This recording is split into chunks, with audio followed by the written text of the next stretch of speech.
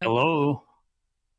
Sir, you're charged with especially aggravated kidnapping. You're also charged with aggravated assault, and you're charged with theft of a firearm worth less than Hello. $2,500. You're talking about stuff that is not relevant. Hello and welcome to the Court of Public Opinion. I am the Recovery Addict, and boy do I have a case for you today. Why is the dog chewing on this guy? I think they have got the wrong guy They there. got the wrong guy, and the dog was biting him. He roughing him up quite a bit. There's a lawsuit. 9 out of 10 judges prefer watching the Recovery Addict live stream in their courtroom. The fireworks are not done. Now we're getting commentary on the case. Dati mihi Anglican praise service. Is that correct? I didn't ask you to interrupt me. Oh, for Trump's sake. Hello. All right, welcome back. Welcome to the Court of Public Opinion. I am the Recovery Addict. Hope you had a fantastic lunch. I went for a little bike ride after I ate my apple. That was my lunch today, going for an apple. Probably because I had a big breakfast. Greeners, welcome. You're first in chat, my friend. I guess this is F's in chat. Is that what we have here? There was a time when the first letter that was typed in chat was banned for the rest of the day. I guess it's the F today. I don't know. All right. Hello, hello. Welcome, welcome. Great to have you all here. Let's see. I need to respond here. Hello.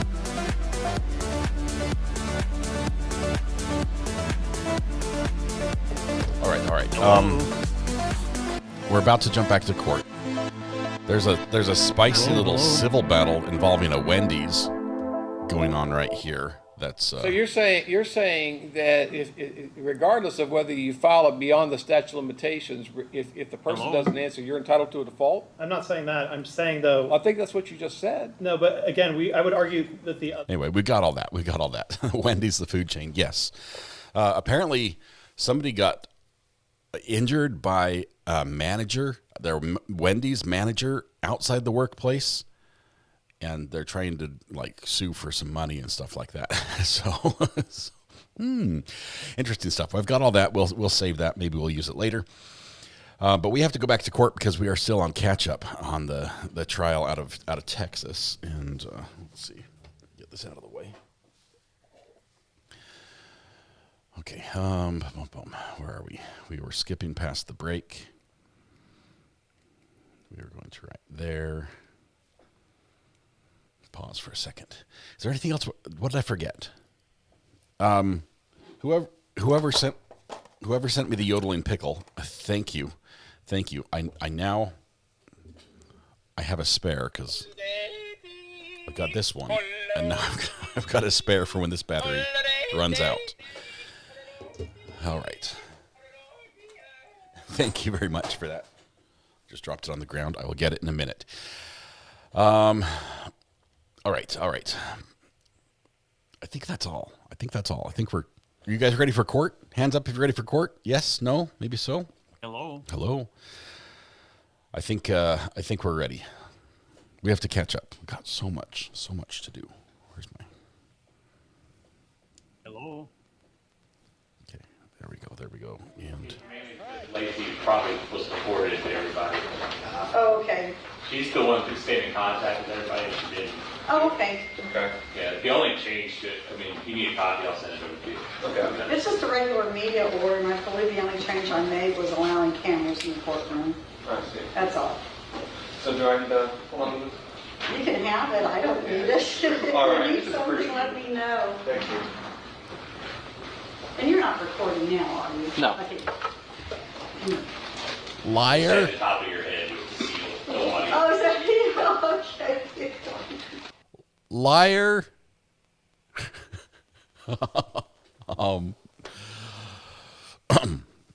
I guess we should probably skip ahead a little bit.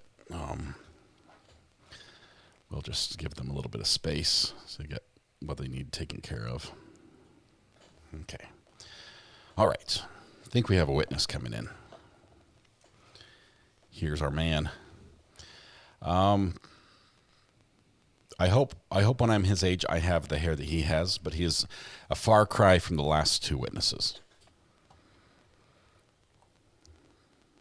So this is Terry. This is Terry. Oh man, this guy, out of concern, calls the police. Police can't help. He has to break into the house and finds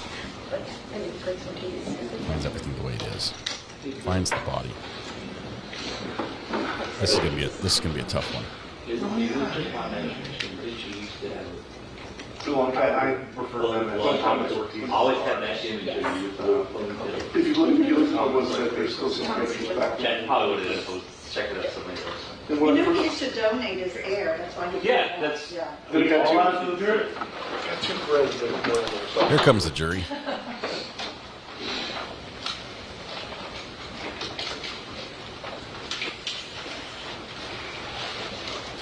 The bike ride for lunch was fabulous. This is the guy that went to the window, yes.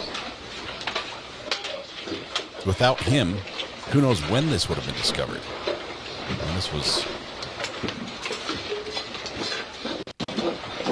All right, please be seated. So we're going back on the record. We have a witness on the stand, sir. Please stand for him and raise your right hand. Do you swear and affirm the testimony given this matter in trial will be the truth, the whole truth, and nothing but the truth, so help you God? Okay. I'm hoping they turned that microphone to him. You may proceed. Thank you, Your Honor. There we go. Goes up and down, arms come down, lights on, mics on. You got to be kind of close to the Bailiff teaches him the basics of Good the morning, chair Mr. Ayden. operation. Good morning. Can you please state and spell your name for the record? My name is Terry Ayden. Last name is spelled U-T-T-O-N. It's just like button, but there's no B. Okay. Makes it easy to remember. And how do you spell Terry? T-R-Y. Okay. And I'm going to have you move that microphone a little closer to you, just so that we make sure everyone can hear you. It's movable. You can pull it to you. Nervous. All right. Mr. Ayden, what do you do for a living? Right now, I'm retired.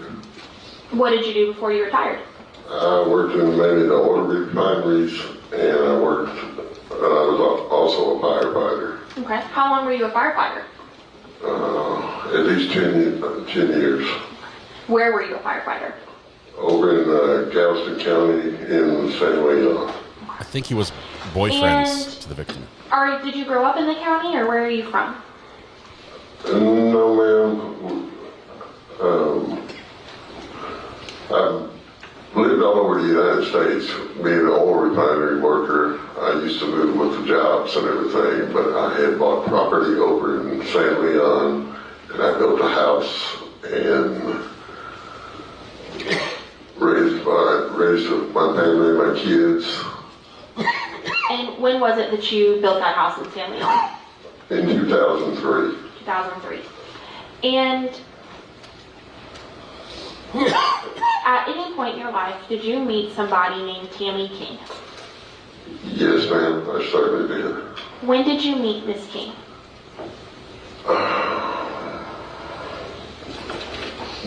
Very close to back in 1980. So over 40 years? Yes, ma'am. Okay. How did you meet Tammy? I was married to Tammy's husband's sister. Okay. And so, let's use names just so we kind of track everybody. What was your wife's name? My wife's name was Sandra Faye. Okay. And did Sandra have a brother? Yes, ma'am. What was Sandra's brother's name? Was J.C. King. We called him Butch. Okay. And who was Butch married to? Butch was married to Tammy. Okay. So is it fair to say that you and Tammy met when y'all were both married to y'all's first spouses? Yes, ma'am. Okay. When you first met Tammy, tell me what she was like. Loving, fun, caring, helped everybody, this is sweet as could be, she was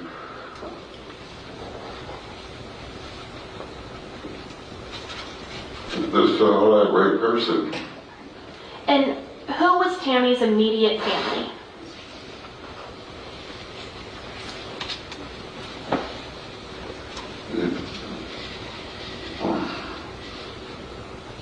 You're talking like for her sisters and brothers, or? I can ask it a little better. Did Tammy and Butch have any kids?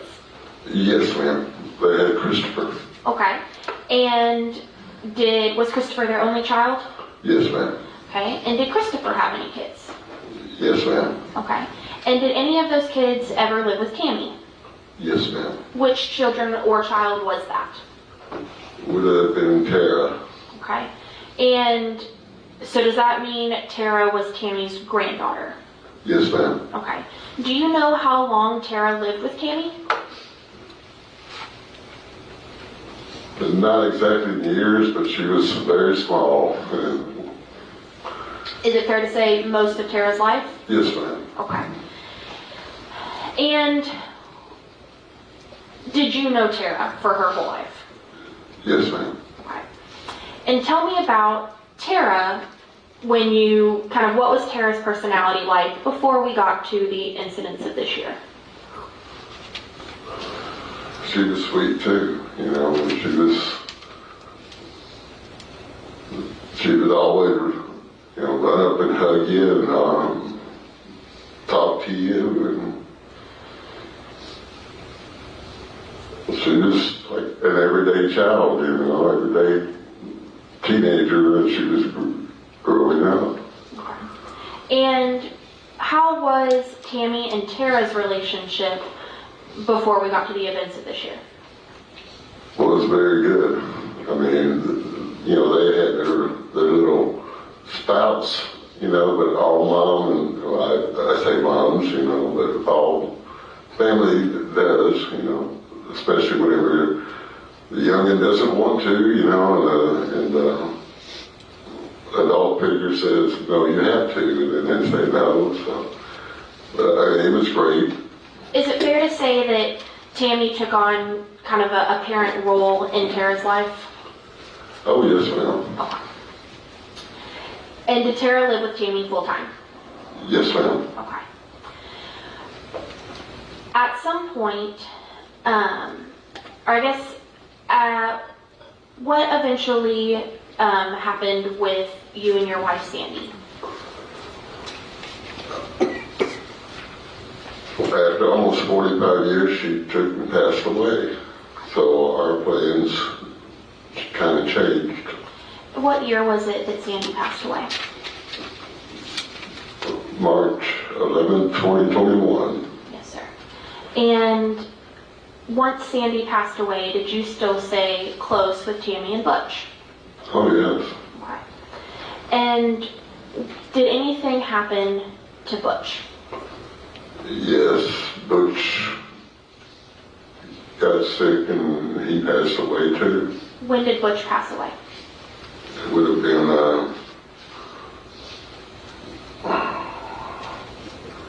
a year and a half. I'm not exactly sure. From now? Yes. So about summerish of 24, does that sound right? Yes. Okay. Yeah. And after both Sandy and Butch have passed away, do you and Tammy remain close? Yes, we did. Okay. And does the relationship between you and Tammy ever change? Yes, it did. Okay. Tell me about that. What happened with you and Tammy's relationship?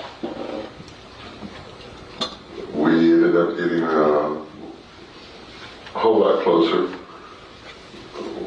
From friends, we became to where we was involved, with each other. We both loved each other. So is it fair to say that y'all's relationship kind of went from friends and then became romantic? Yes. Okay. And so when was it that you and Tammy started becoming involved in a romantic relationship?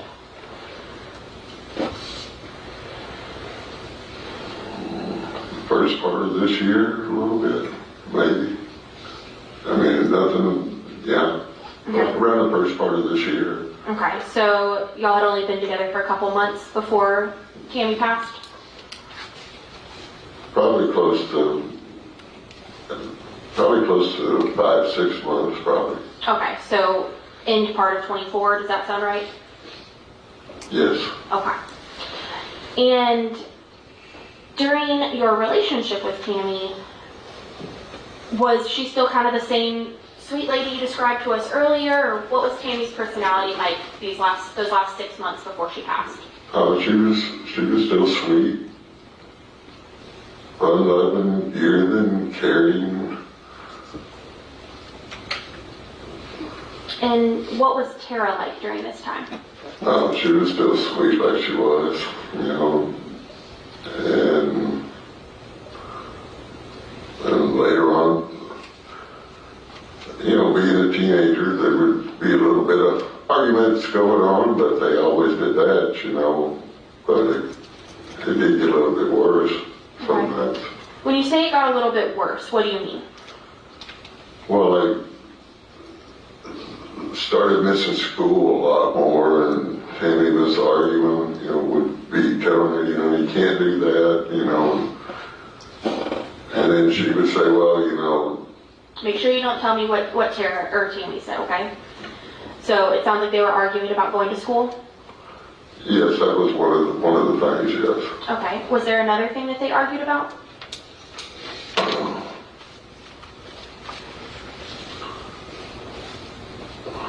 I just went blank. I can ask the question a different way. Okay. Was there a time that somebody new came into Tara's life? Yes, okay. Who would that person have been? That would have been Uriah. I know him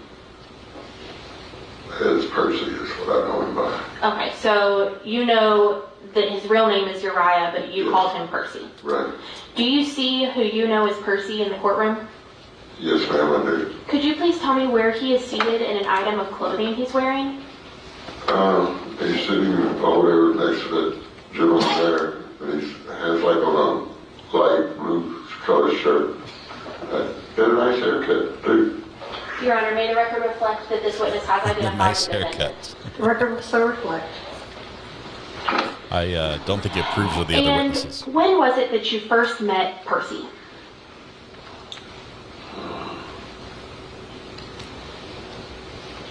Well, it would have been about the same time that me and Tammy, you know, started seeing each other. So about 5 to 6 months before Tammy passed? Yes, ma'am. Okay. And what was your first thoughts about Percy? I thought he was a good kid. I liked him, you know.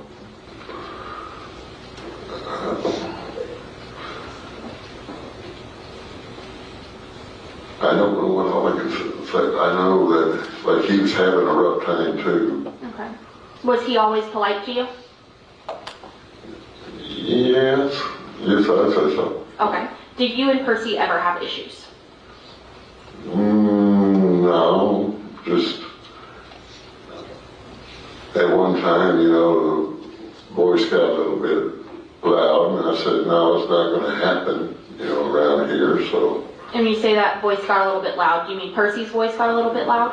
Yes, ma'am. Okay. And who was he talking to when his voice got loud? He was talking with Tammy, but I think him and Tara had been arguing. I'm not sure on that. Okay. And you told him, we're not going to do that. Right. As you and Tammy's relationship went on, did you notice any changes in Tara's behavior or Percy's behavior? No, I didn't, not to be honest. I did not notice nothing. I didn't have the idea that anything was going to happen or come. Everything just kind of seemed how it was? Yeah, everything seemed how it was. And I want to talk a little bit about Tammy and Tara's relationship during these last 6 months. Did Tammy raise her voice to Tara in front of you that you saw?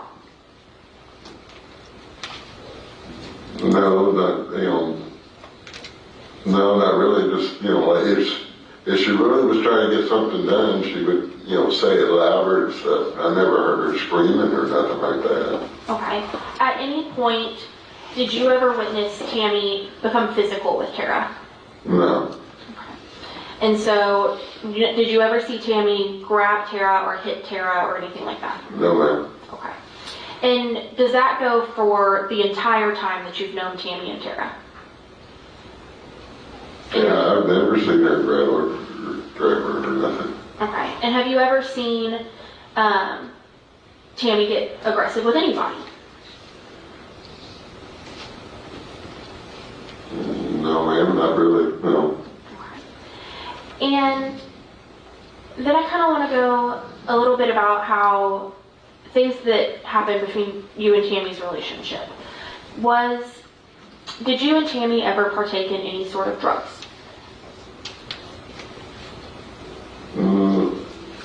Yes, ma'am, we did. What drugs was that? Marijuana. Okay. So sometimes did you smoke marijuana? Yes, ma'am. Okay. Did y'all ever indulge in any other types of drugs? No, ma'am. Okay. So the only illegal drug that y'all would engage in would be marijuana? Yes, ma'am. Okay. And I don't mean to be personal, but with you and Tammy's romantic relationship, was there ever a time that y'all included other people in y'all's romantic relationship? No, ma'am. So if any assertions were made that y'all involved other people in y'all's romantic relationships, would that be true or false? That would be false. Okay. That's something that was personal between me and her, Okay. So, leading up to Tammy's passing, what, kind of that week before, how was everybody in the house? How was Tammy acting? It was kind of a little tense because, like I said, she started missing a lot of school. She being? Tara. Okay. Was missing a lot of school, and Tammy had, kept on her, you can't do this, you go. Make sure you don't tell me what Tammy says, okay? Okay. So it got a little tense because Tara started missing more school. Yes, ma'am. Okay. And how often was Percy around, or what was Percy doing during this time? Oh, Percy, he was always right there, and then he had a time where he had to go home. Okay. He had like a curfew where he would have to leave the house. What time? Do you recall what time that was? 10 o'clock. And was that when Percy's family wanted him home, or Tammy said he had to leave? No, that's when Tammy said. Okay. And did Percy always go home? As far as I know, yes. Sometimes I'd take it to her, they're young kids, give them another hour, and she's okay, Did there ever come a time that you suspected he wasn't going home? There was times I could hear things in the other room and stuff, but I never got up and went and looked to see what was going on, so. Why didn't you ever get up to go look? Well, mainly because, we kind of had an understanding if I was there, like, after everybody had gone to bed, I didn't want to walk out and catch Tara going to the restroom or anything like that. I'd open up the door and before I'd even come out, I'd holler, hey, I'm fixing to come out, I'm going home, So it would just be like a bump on the wall or something, if it would have been screams or something, it would have been totally different. I'd have been breaking down the door, Yes, sir. So you heard some noises, but you never checked, it sounds like, to give Tara some privacy? Correct. Okay. And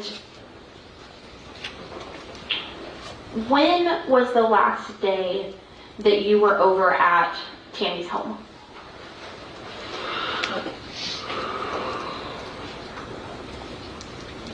Probably the night,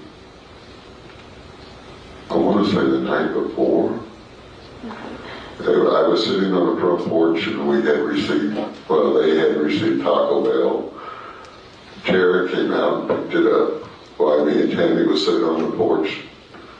And Uriah was inside and Tara took the food back in and they were eating in there. And does Tuesday the 4th sound about right? Yes. And how was Tammy that night? Cutting up, laughing, having a good time. And how were Tara and Uriah that night? Did they seem normal? I just mainly seen Tara Like I said, Uriah was inside, so I didn't see him that night before I left. Okay, but you knew he was there? Yes. This is probably a good place to stop. Let's be back here at 1 o'clock for lunch. We're going to skip, Judge. If We an hour's already not ate. enough time, let Deputy Flynn know. We can give you some additional time, but otherwise we'll see you back at 1. All rise for the church. Okay, they're going to go to lunch, and we are going to skip ahead because we can. Long lunch.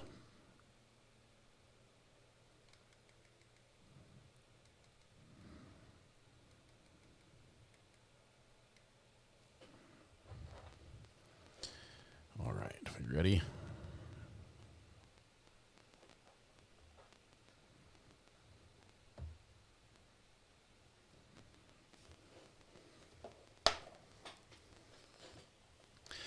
Okay, hair counter is up.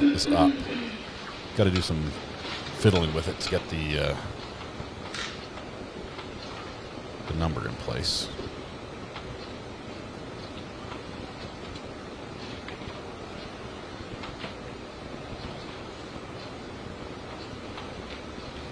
Just sort of centered about right there. Does that look good?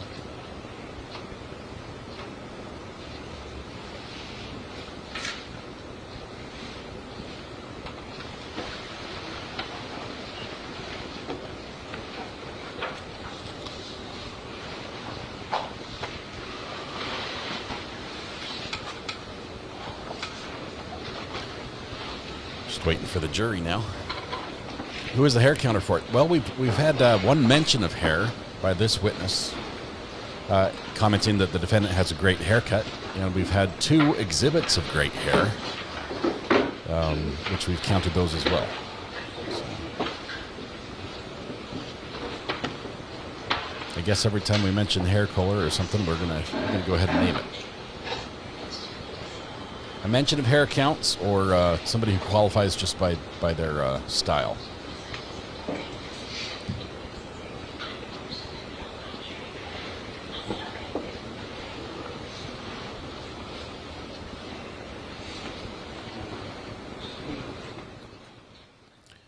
Just waiting for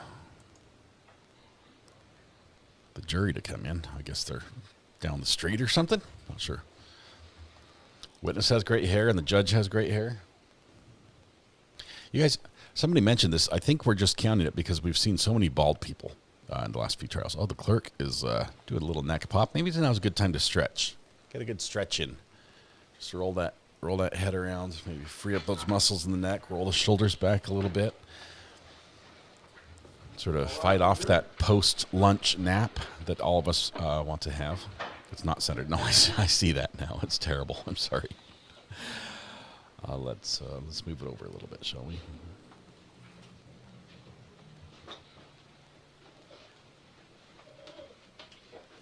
I think that's centered. Now we just need to adjust this.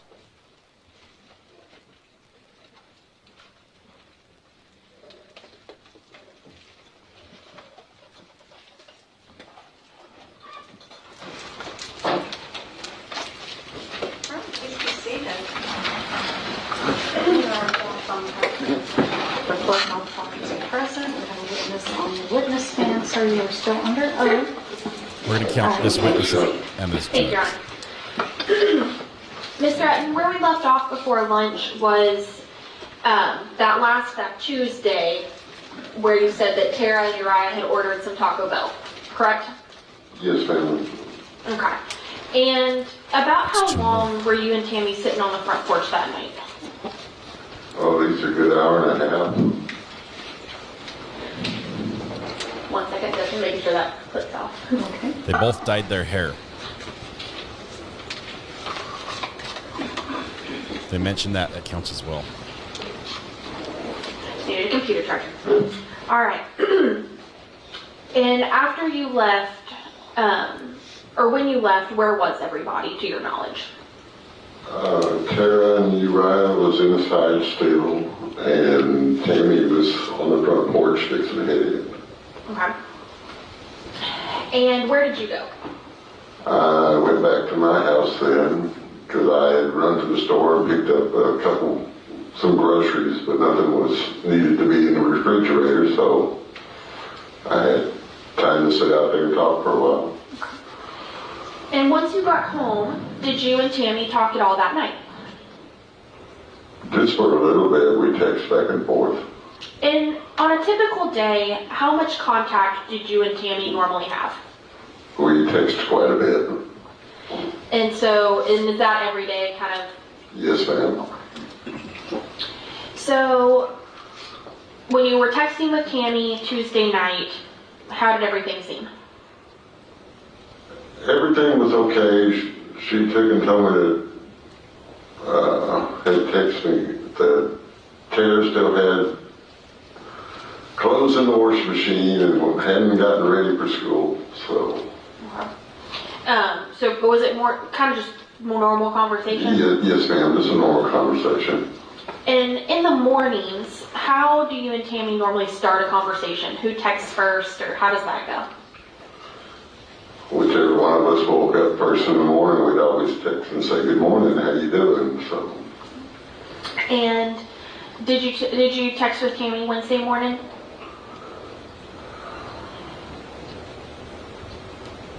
I'm not sure exactly. Wednesday morning, that would be, yeah, I'm pretty sure we did. Okay. And at that point, Wednesday morning, did you have any idea if anything was wrong at that point? No, ma'am. Okay. You already approached the witness? Yes.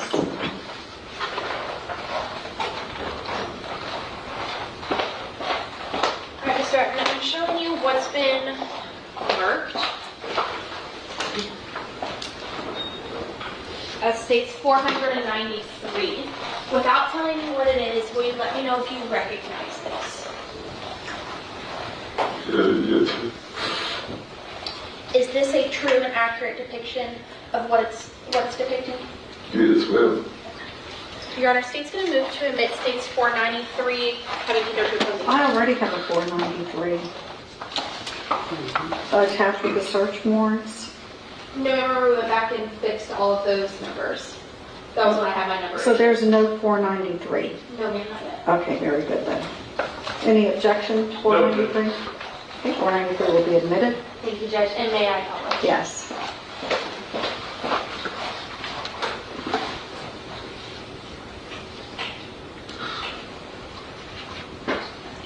Mr. Ayden. Yes, ma'am. Who is that? That's Tammy. And is that what Tammy looked like at the time of her passing?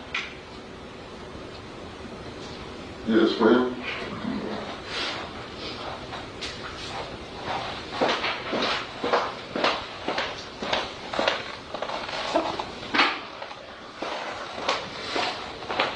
Now, did you keep all the messages between you and Tammy? Yes, ma'am. And at some point, did you turn those over to the police? Yes, ma'am, I did. Your Honor, may I first witness again? Yes.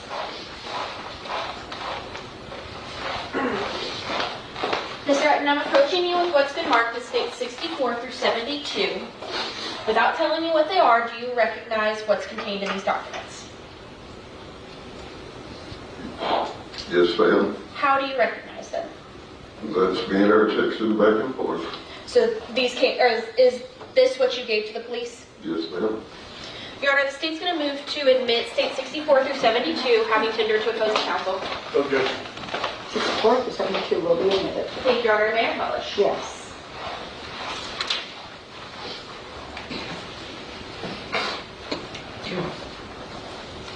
All right. I'm actually going to start and go backwards, Mr. Ayden. So I'm going to start with State 65, just so you can tell me what date and time that says there at the bottom? Tuesday at 9:33 p.m. Okay. And so the messages before that, would that have also been on Tuesday? Yes, ma'am. Okay, so I'm going to go backwards and go to our first set. So were these also Tuesday evening?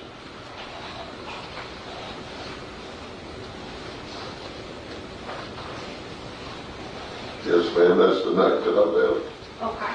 And we see here in these messages that y'all are both using kind of some emojis and stuff, correct? Yes, ma'am. Is that normal for how y'all talked? Yes, ma'am. And so this is Tuesday in state 64 and 65. And can you tell us, what are y'all talking about? We were talking about the Taco Bell that had been delivered.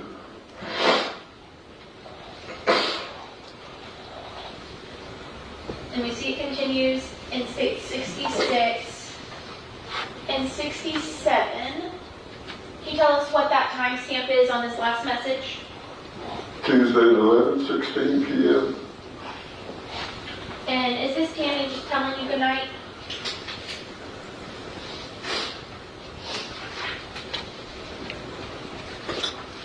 Yes, ma'am.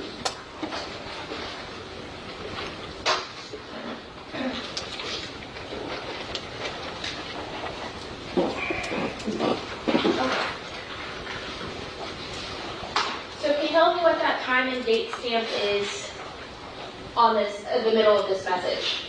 Wednesday at 9:26 in the morning. Okay. And is that the normal time that Tammy wakes up, or earlier or later? No, she would wake up earlier sometimes. Sometimes she'd sleep a little bit later. Just depending on how late that me and her had stayed up texting. Okay. So she didn't have a set wake up time, is that fair? No, ma'am. Pretty well. No, not really. Okay. And so, at 9:26 this morning, what are y'all talking about?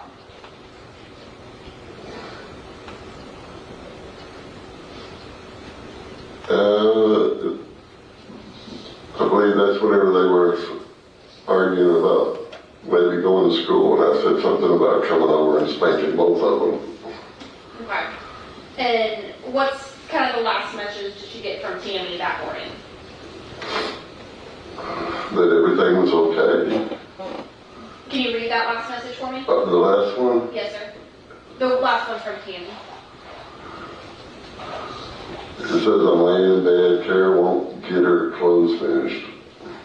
So, at about 9:30 Wednesday morning, you know that Tammy's laying in bed, correct? Yes, ma'am. Now, was there anything unusual about you and Tammy's communications on that Wednesday?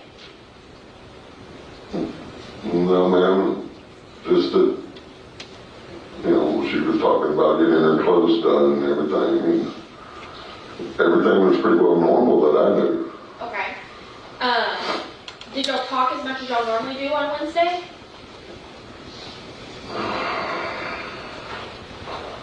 I show you state 70. Does that refresh your memory?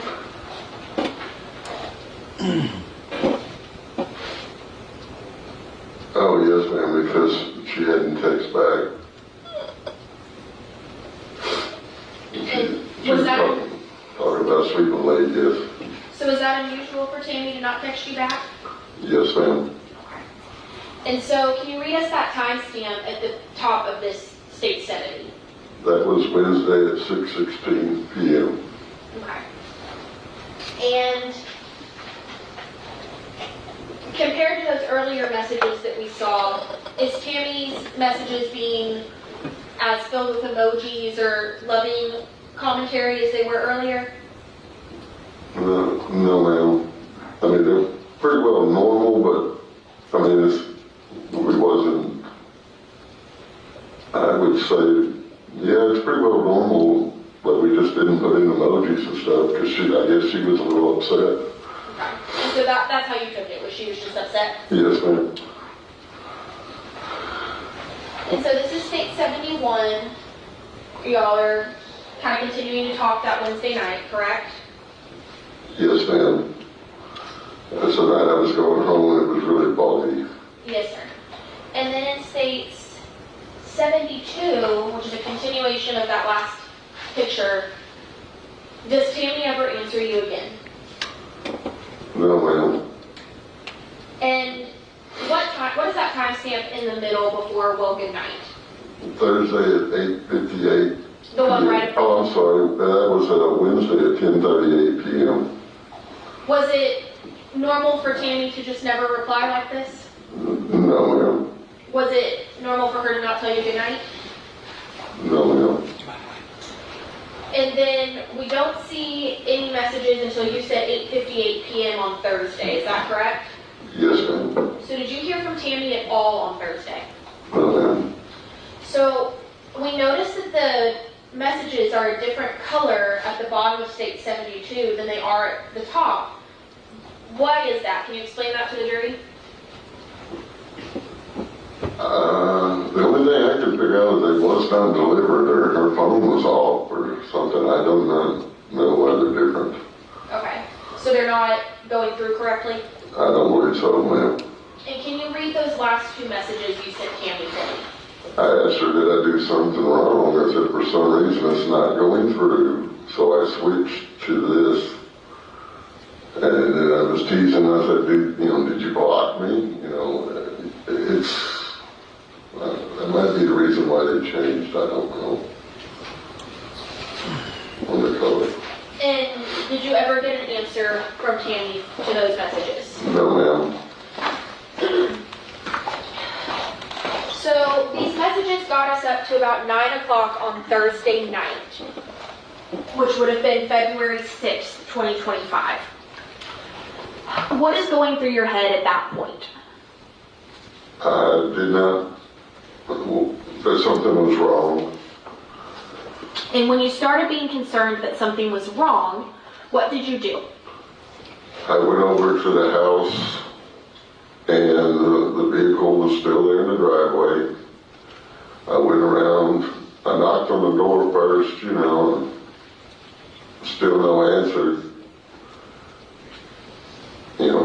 Tammy didn't answer the door and Terry did not answer the door. Then I started getting really worried and I went around and I knocked on the windows, I knocked on her bedroom door, it's a sliding glass door. I knocked on it.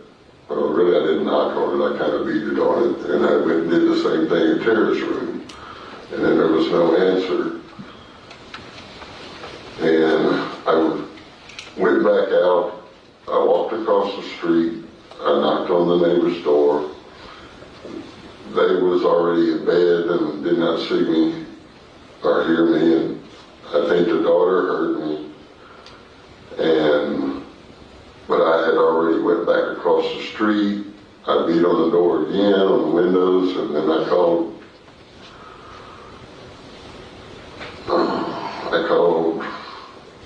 I don't know if I called Christopher first or if I called the Galveston County and told him I need them here because I was fixing to break into this house because I knew something was wrong. Okay. And just so we all are still following around, Christopher is Tammy's son, correct? Yes, ma'am. And that is Tara's dad, correct? Yes, ma'am. Okay. And why was it that you called Christopher that night? Well, I mean, he needed to know something was going on too. This is his mom and his daughter, so. And when you called Galveston County Sheriff's Office, why was it that you were calling them? Because I wanted them there because I was fixing to break into the house, and I did not want them to come rolling up and all of a sudden I'm getting thrown down and arrested, for breaking and entering, but I was concerned, So is it fair to say you were just informing the Sheriff's Office that you were about to break in? Yes, ma'am. Okay. And after you called the Sheriff's Office, did they arrive? Yes, ma'am, they did. Okay. Once they arrived, can you walk us through kind of what did you do? What parts of the house did you go to? We took him, they was walking around, they were shining the lights in the windows, and then they turned around and looked at me and they said, well, they're moving. I said, no, they're not moving. I was just here, they're not moving. And I asked him, I said, can I look? And when I looked in, I seen stuff that was thrown up against the master bath because the bathroom door was open. There was a little foam mattress that it was up against it. And I knew all that stuff was was not there. So you said you could see this from the master bathroom window? Yes, ma'am. Okay. And you said it was a foam mattress that was up against it? Yes, ma'am. Okay. What other parts of the house did you look in or try to open? I tried to, I'd already put my shoulder into the front door, but that up door I know was not going to move. And because I how- helped install it. So, and how, since you installed it, that helps too, how does that front door lock or unlock? It has a regular deadbolt on it, and it's kind of reinforced a little bit. And does it lock from the, is it But like? it locks from the inside and has a key access to the outside. Okay. And so, was it locked when you tried to open that front door? Yes, ma'am, it was locked. Okay. And so, it could have been locked from either inside or outside, is that fair? Yes, ma'am. Okay. Do you know who all had keys to that front door? Well, Tammy and Tara, and then there was a third key, but it had been missing. Other than the front door, were there any other doors that you tried? Yes, ma'am. I went around to the back door, the sheriff that followed me then, and we tried to get it open because I broke out the little window that was in that door and reached in, but the washing machine had been turned over. It was blocking the back door. It could not be budged because it was up against the dryer too. And is that typically how that room is? No, ma'am. Is that door a door that can typically be opened and gone through? Yes, ma'am. It leads out to the backyard, to the little back patio area. So after you tried that back door and it was blocked by the washer dryer, where did you go next? I went back to the master bath and I broke out the window. And at that time, the sheriff department, they had my phone that was talking to Chris. And as soon as I broke out the window, being an old firefighter, I knew what was going on. I turned around and looked at them. I said, y'all need to be at the front door. And when you say being an old firefighter and you knew what was going on, what was it that told you what was going on? The smell that I smelled. Okay. And is it fair to say that in your previous profession, you had smelled that smell before? Yes, ma'am. Okay. And what did that smell mean to you? Somebody was dead. Did you go inside that bathroom? Yes, ma'am, I did. Okay. Can you tell me what you saw as soon as you got into the bathroom?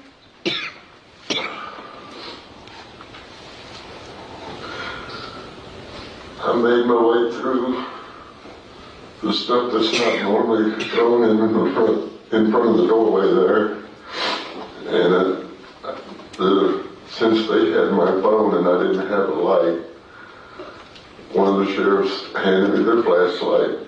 And as soon as I pushed the little mattress back enough, I could look over and I seen that the safe had been opened. And when you say the safe, what kind of safe was that? It was like a regular, it's a regular safe, but it was big enough to hold rifles and personal items and stuff. So a pretty large safe? Yes, ma'am. Okay. And you said it was open? Yes, ma'am. And did everything look like it was in its place or out of place? No, ma'am, it was empty. And after you saw the safe, what did you see next? I turned towards where Tammy's bed and everything was, and I seen her laying there like if she was sound asleep. And I know when we talk about how a bed normally is, we have like a headboard and a footboard, correct? Yes, ma'am. How did Tammy typically sleep on her bed? She slept across the bed instead of towards the headboard and the footboard, because down at the end of the footboard she had like her telephone, the lamp, the charger and stuff was all sitting there on it's like kind of like a long, you would see a long table that's behind the sofa. So she slept with like the footboard to her left and the headboard to her right. Yes, ma'am. Okay. And so you said you looked towards the bed, and what position was Tammy in?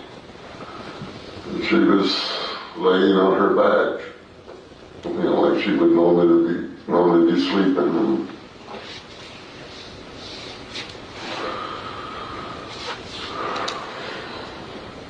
And I just went ahead and started making my way through because I knew, as I looked over, I shined the light back over there, and there was a bunch of blankets that was thrown on top of her top section. And whenever I made it to the door, the bedroom door was locked. The only way that you can lock that door is from the inside. So I figured it was locked and the door was closed behind. And so you mean it was locked from inside and then pulled shut behind somebody? Yes, ma'am. Did Tammy typically keep her door locked? No, ma'am. And you said there was a lot of sheets and blankets and things on her top half. Did she normally sleep with that many sheets and blankets? No, ma'am. Once you realized that door was locked, did you notice anything else in the room? No, ma'am. At that time, I was headed for the front door because as I was, right after I broke the window, I told the sheriff's department, you need to meet me at the front door. Because like I said, from previous, I knew something had happened. I did not even stop at Tara's room because I was afraid that she was going to be there too. And when you came through Tammy's door, did you see any signs of Tara or Percy? No, ma'am. And you said you didn't check in Tara's room because you were concerned she might be in there as well. Yes, ma'am, and I know that I did not want to disturb anything because, like I said, I already knew.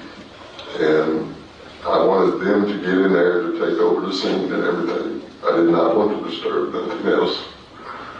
And so, did you ultimately get out the front door? Yes, ma'am. I went to the front door, I undid the deadbolt, opened it up, pushed the screen door open. I walked out. I handed the sheriff department back their flashlight, told them it was their scene, and I sat down on one of the chairs that I usually sit in on the front porch. And after that, what did you do? I just sat there for a while, and then they took over, and I was asked to move outside of the crime scene tape and everything. I said, that's not a problem, and I went across the street to the neighbors, and I sat over there. And after that, did you cooperate fully with the police and allow them to do their job? Yes, ma'am, I certainly did. I asked them, I said, what about Tara? And they did take and tell me that... Don't tell me what anybody else said. But you checked on Tara? That they had checked on Tara. Okay. And did you know if Tara was still in the house? Not until they told me. Okay. After that, did you ever hear from Tara or Percy? No, ma'am. I text Tara's phone, and I don't think I never get nothing back at all. Okay. And then, ultimately after that, the police handled everything moving forward? Yes, ma'am. They took me over, sat me down, and did a test, the GR, the test for gunpowder residue or anything on my hands, and there was none whatsoever. And then ultimately, that was all you did? You just kind of waited there the rest of the night? Yes, ma'am. I stayed there the rest of the night until everything was over, and then whenever they decided that they had everything, the house was turned back over to me. Okay. I'll pass this with the show. Thank you, Judge. Sir, my name is Bill Ayden. I promise you I'm not going to be mean. I just have to ask you some questions, okay? Certainly. And I represent Uriah. Urick is sitting here to my right. Do you know why Tara was living with Tammy in the first place? He may answer. We've already gotten some information in about the relationship. So due to the fact that she was living there, I'm going to go ahead and allow this. Go right ahead. Yes, sir. Okay. Why was that? Back then, Chris was having a little bit of problems. Okay. And him and his wife, I guess, they were arguing and fighting. They had split up and everything. So, I mean, the kids...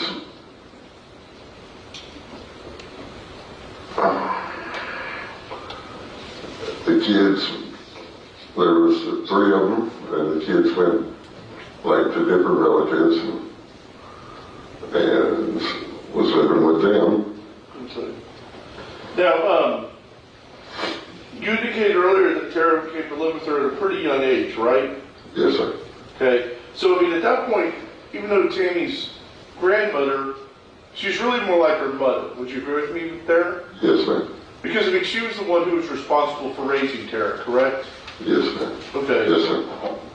And, so that's kind of, I mean, we see that more today than we used to when we were younger, but grandparents having to raise their kids. But that's not very unusual today, correct? That's correct. And normally it's because there's something wrong in the family of one sort or another, without getting into specifics. Right? Yes, sir. Everybody's young and everybody makes mistakes, so. And I'm not trying to say anything bad about anybody, but just that's something that's become more common in today's world, right? Yes. Okay.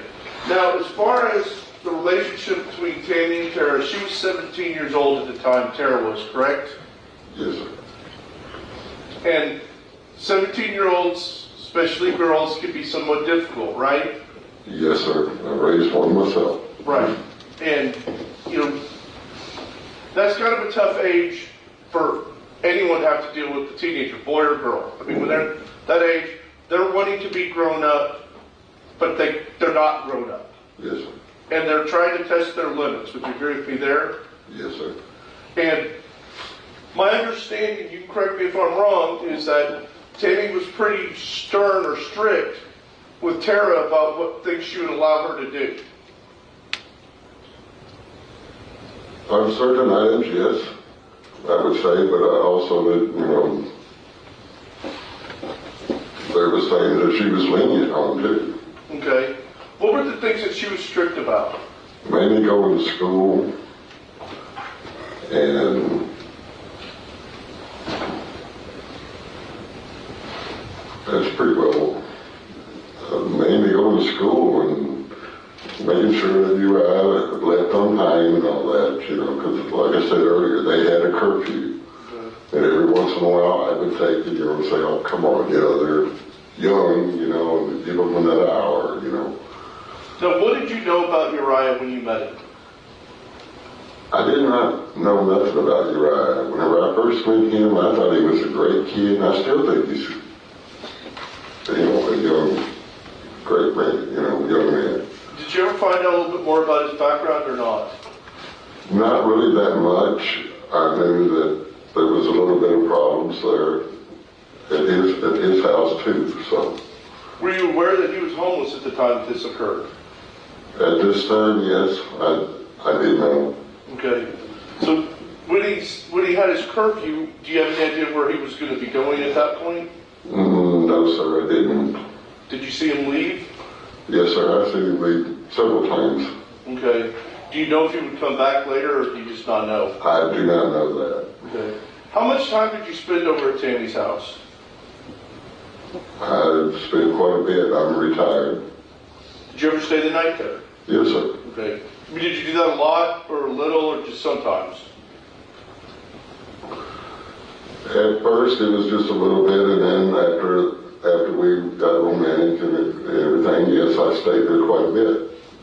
When you get to stay there, you got to see more of the dynamics between Tammy and Tara. Is that right? Yes, sir. Did kind of as things went on, did things become contentious between them? No, not nothing that I could really tell. It was like normal.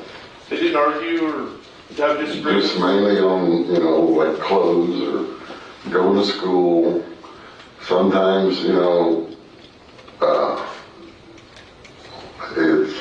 I never heard it, but I don't know if I can say it. Tara wanted, I don't know if I can say this, Tara wanted him like to stay or like have a room there, and Tammy was not going to have that.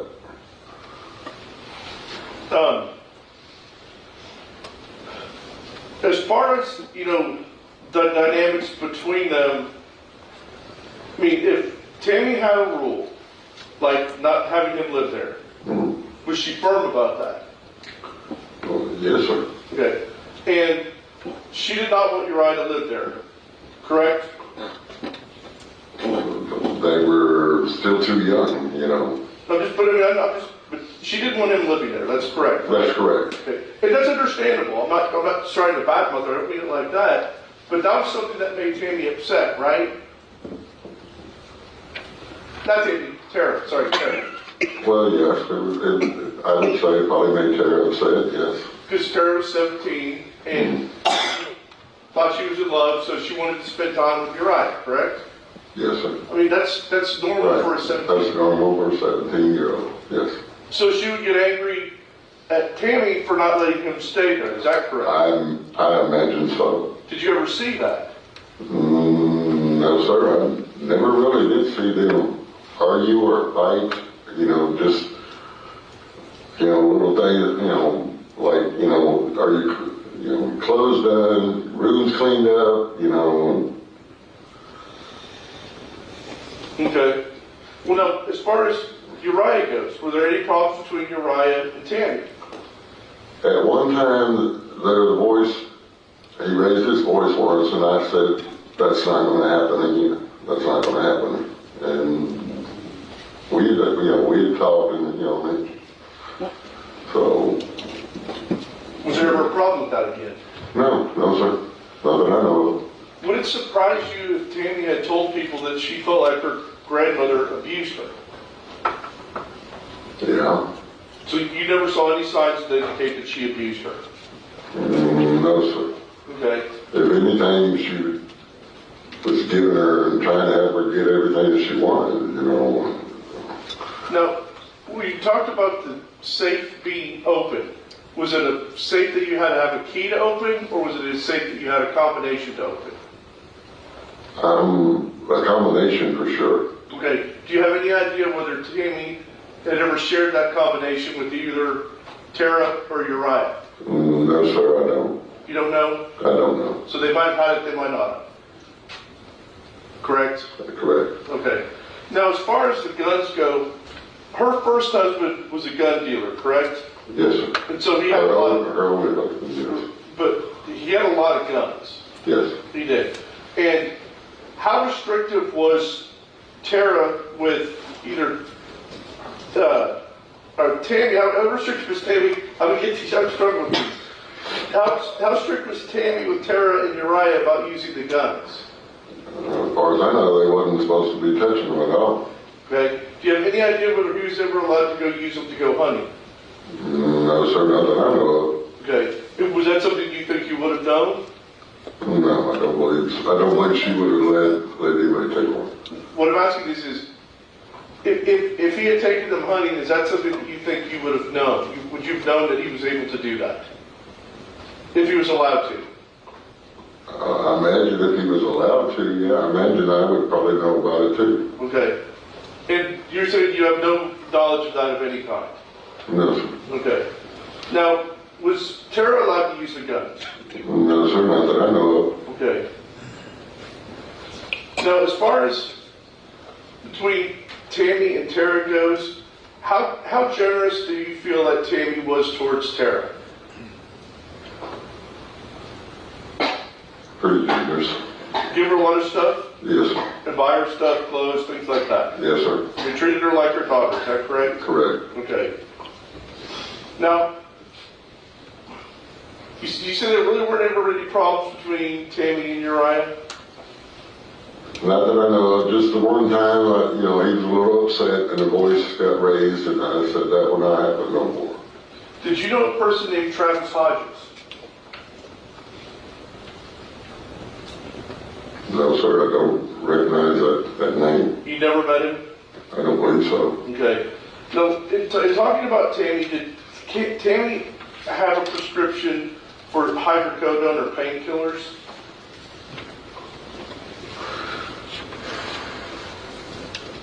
I'm not sure on that one, sir. I did not know all the medications.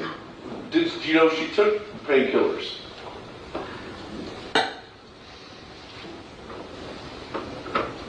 I think so. Matter of fact, I think she did have one for, I'm trying to remember what it was for. She had surgery a long time ago.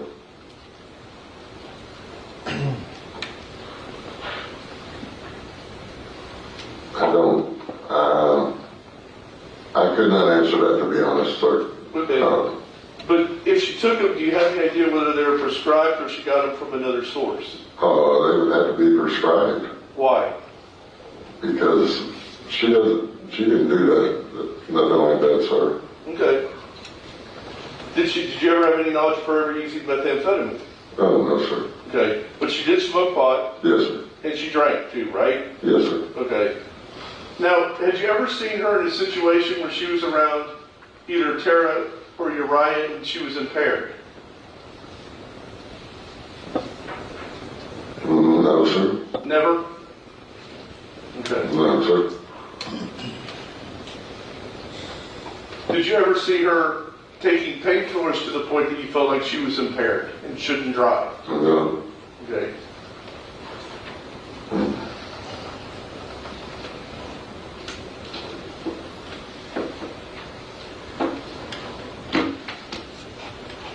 And when you indicated that your first impression of Uriah was that he was a good kid, and then, kind of as you got to know him, you still felt like he was a good kid. Is that correct? Yes, sir. And you're really familiar with what his background was like prior to coming over there?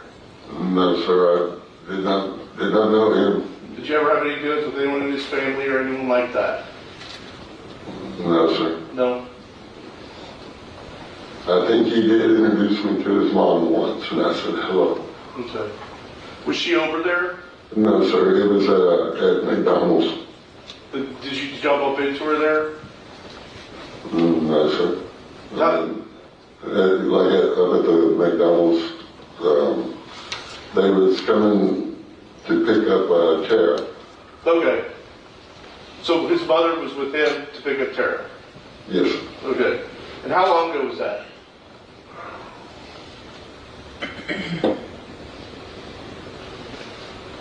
I would say back at the first of the year.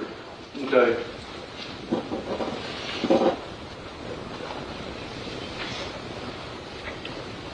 Now, as far as Tara goes, I mean, how often would she leave the house? They would take him. Uriah was over there, and they wanted to go walking. She would come and tell Tammy, "Hey, we're going for a walk," and they would go out and go for a walk. And most of the time, she was there at the house if they wasn't out together walking. Okay. Did she go out to, let's say, go see movies, go to the mall? Did she do things like that or not? No, I don't really think that she went out that much, Would you consider her like a homebody? Yeah, she was, I guess, kind of like Tammy, being a homebody. Now, as far as Tara goes, she was 17 years old. Did she have a driver's license? No, sir, not yet. She did not know how to drive. That's what I was going to ask. So she had no knowledge of how to drive? No, sir. That was going to be my next thing. I was going to teach her. Okay. We'd already discussed it. Do you know why Tammy didn't teach her how to drive? No, I think Tara was a little bit nervous, being never behind the wheel or nothing. So me and Tammy had talked before about taking her like out to the parking lot, and I would start teaching her. Do you know if Uriah could drive? No, I really don't. I imagine he could. At one time he had a Camaro. Okay. So it wasn't running, but he had one. Okay. Now, did Tara ever have any form of a job while you knew her? No, sir. Okay. And was her attendance at school always not good, or was there a time she was better at it? No, it used to be really good. And when did it get bad?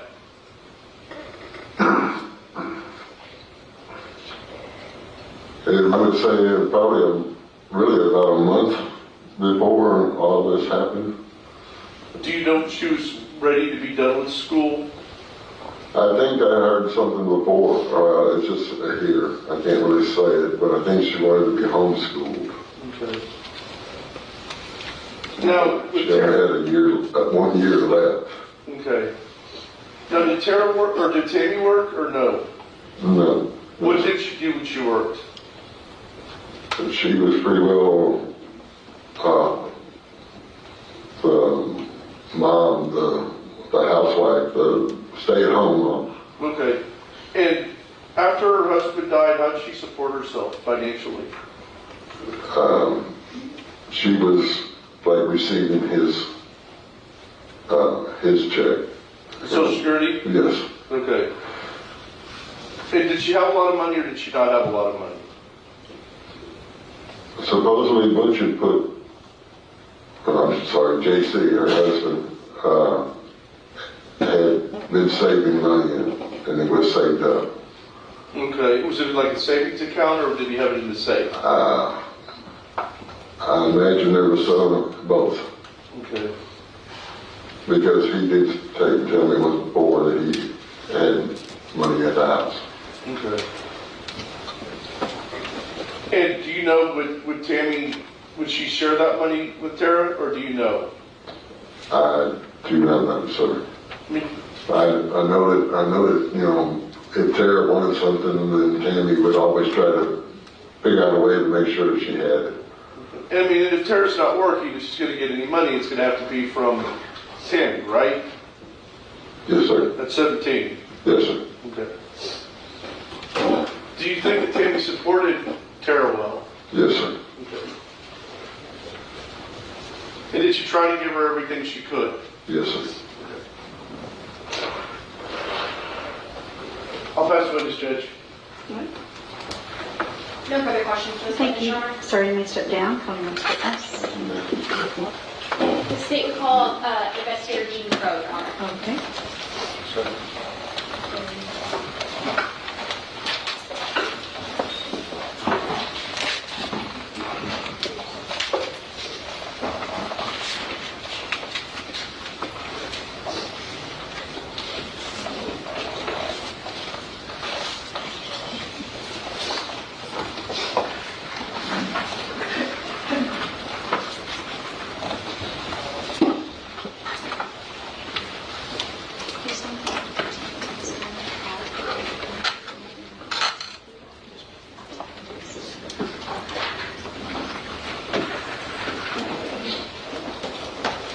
We'll just take the judge's word for it that she did, in fact, swear him in.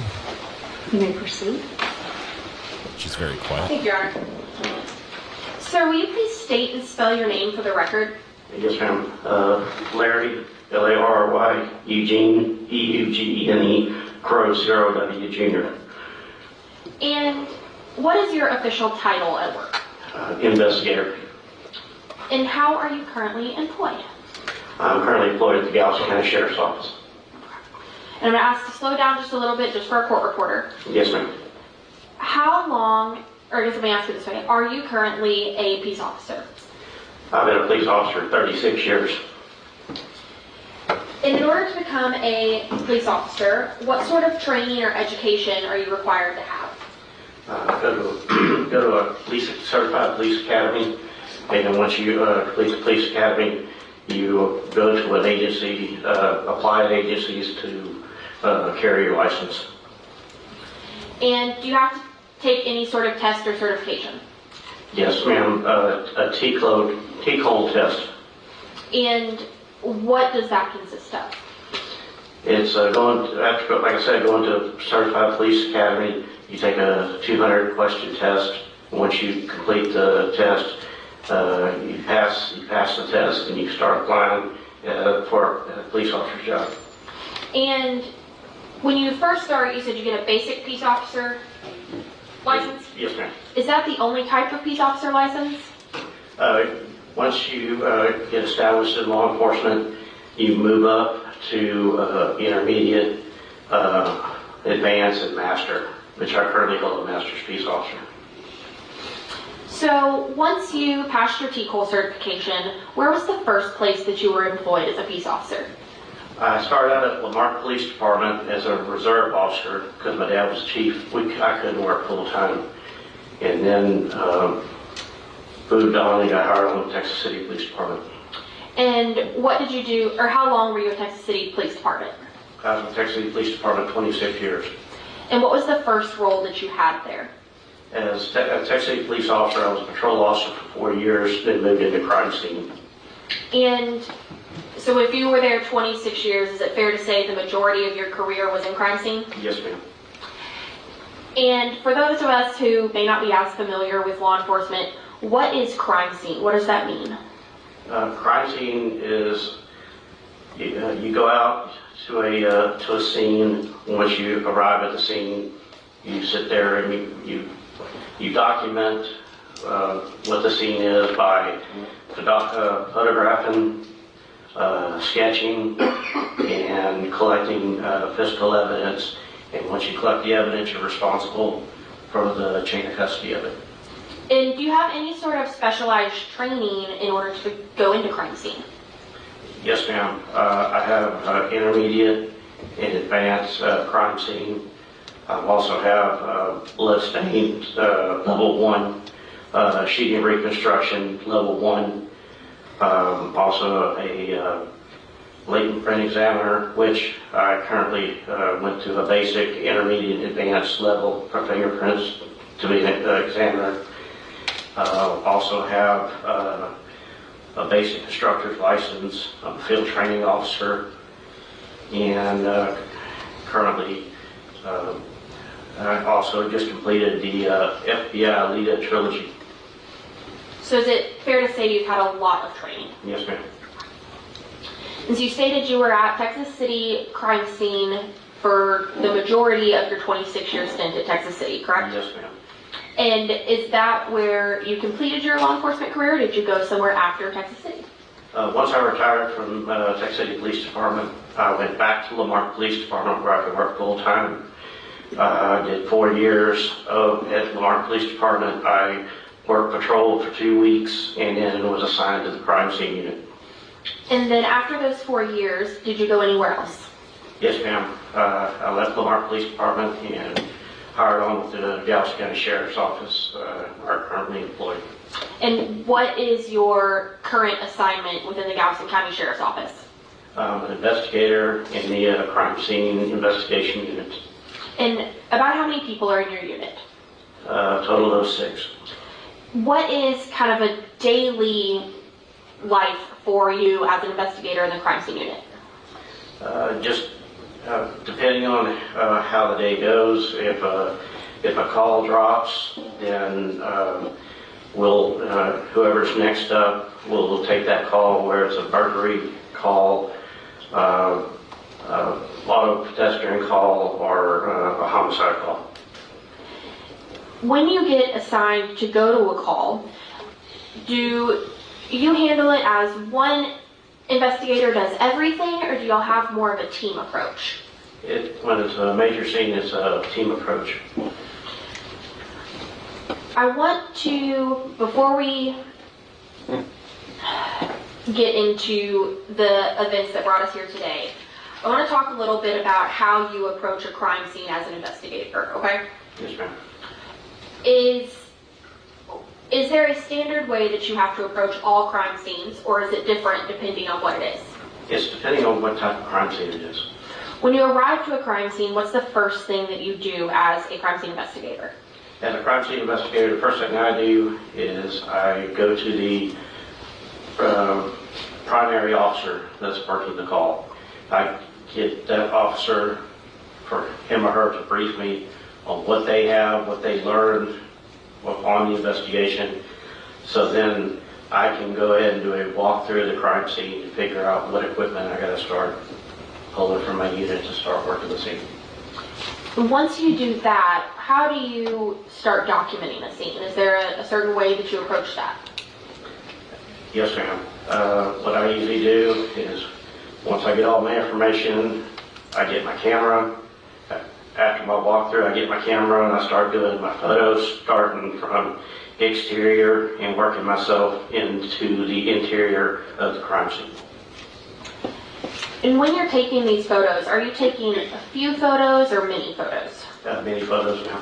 Why is it that you are taking many photos? You can never take enough photos, especially now with the digital cameras. You never have enough pictures. After you do that initial documentation of photos, what is the typical next step that you would do? Once I complete the photos, I'm looking for the evidence that's pertinent to the case. And once I find that evidence, I start placing what they call evidence markers, their numbers, and start placing them on the pieces of evidence that I'm going to collect. And what do those markers look like? They're just yellow tints with numbers on them. And do those numbers correspond to anything in your documentation, or what do those numbers represent? They represent the items that I'm going to collect, and the item that I'm going to collect has that particular number assigned to it.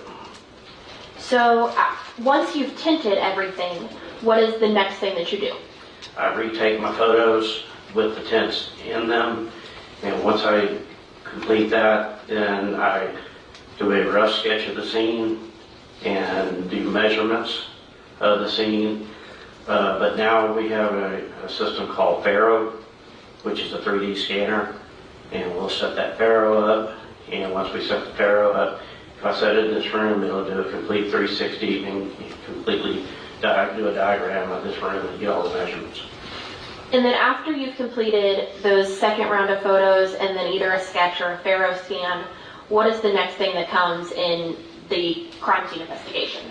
I start collecting my evidence, and I'll either place it in a 6x9 envelope, 9x12 envelope, or a brown paper bag. Is there a standard way to approach collecting evidence, or is there a strategy? How does collecting an item work? How does it look?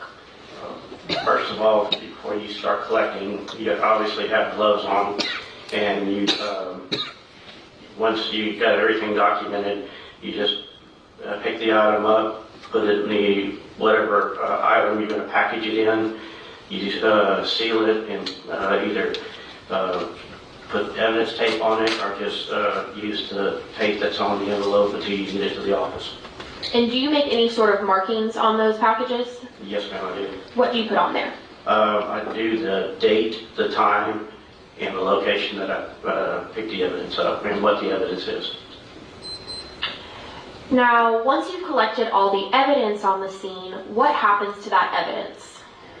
It's later transported to our processing lab where it is vouchered in our computer. And once it's vouchered, it's turned in to the evidence text, which at that time we will meet with the detective working that scene, the lead detective, and figure out what items, if there's any items, to be sent to the lab for testing.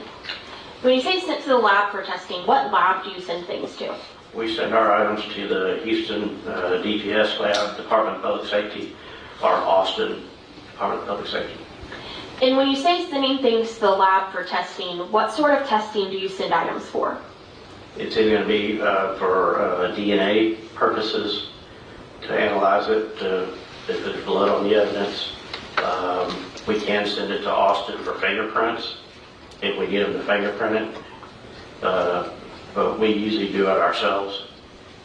But that's what we can utilize the labs for. And do they also do things like biology and firearms and things like that? Yes, ma'am. Is it fair to say the crime lab tests a lot of things? Yes, ma'am. And you said you meet with the detectives to determine what things get sent to DPS, is that correct? Yes, ma'am.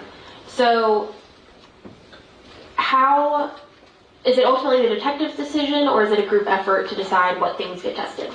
We try to have a group effort where it involves the district attorney that's involved in the case, along with the detectives. And then we only have a certain amount of items, which is 10 items, not counting the knowns, which is buckle swabs from the either suspects or victims. And we have send those particular items to the lab. And when those items come back, if we need to send more items, then we can send more items. I want to bring your attention. Bless you. Bless you. Thank you. I apologize.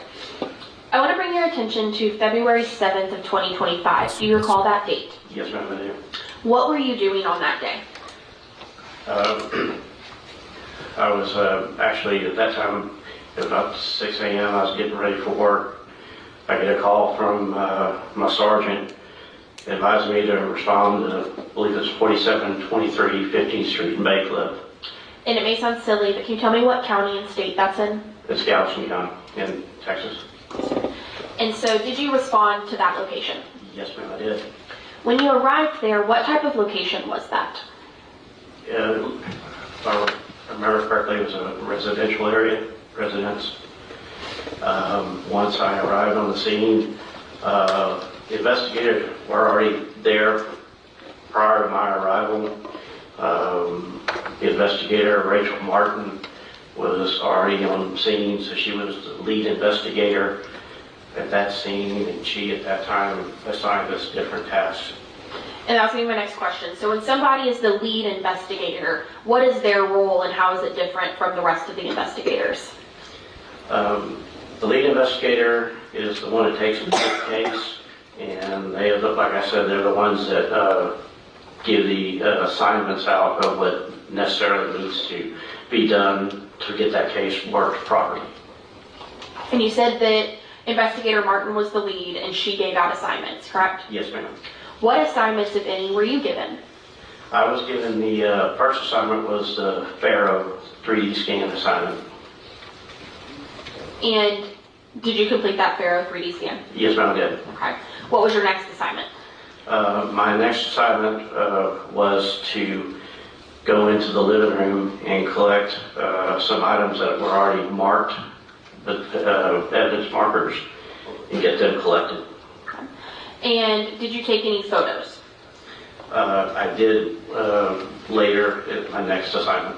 Okay, and I apologize, I didn't mean to get ahead of you. No. So, you collected the evidence. Yes, ma'am. What evidence did you collect? It was going to be some cards, like credit cards, some papers, there was a purse with red droplets, which appeared to be blood, and there was a couch, and behind the couch was a wallet and a small, clear baggie with a green leafy substance, which appeared to be marijuana. One second.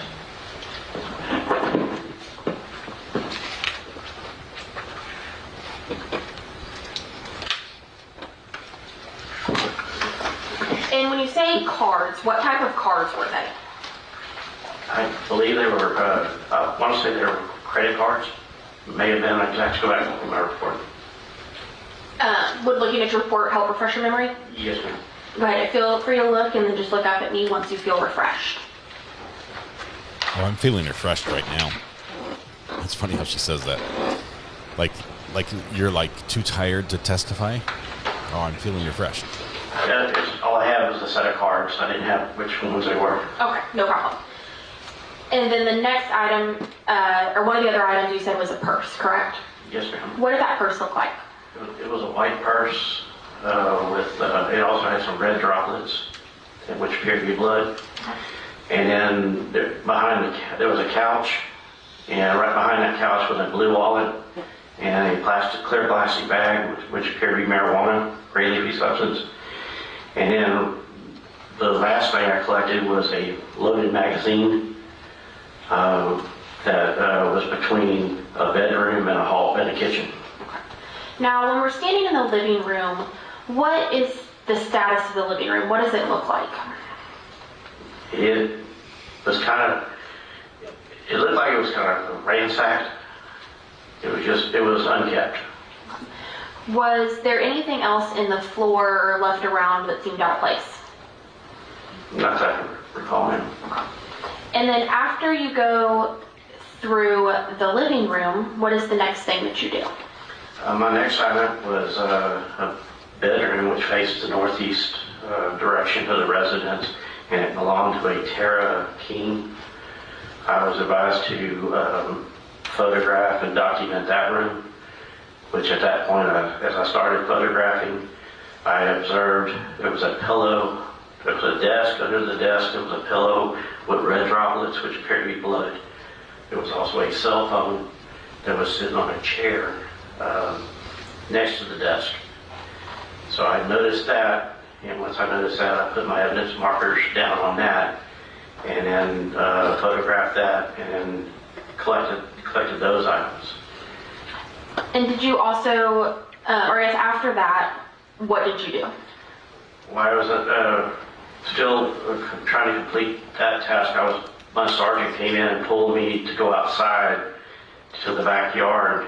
There was a chair that was at the fence area, and near that fence area on the cushion of the couch there appeared to be a foot impression. So he wanted me to photograph that and document that. So at that point I photographed it. I used a scale to photograph it, and then I went back in and finished up my processing of that bedroom. And let's talk about that bedroom. What was kind of the status of that bedroom? What did it look like? That bedroom was really unkept. Was it more or less unkept than the rest of the house?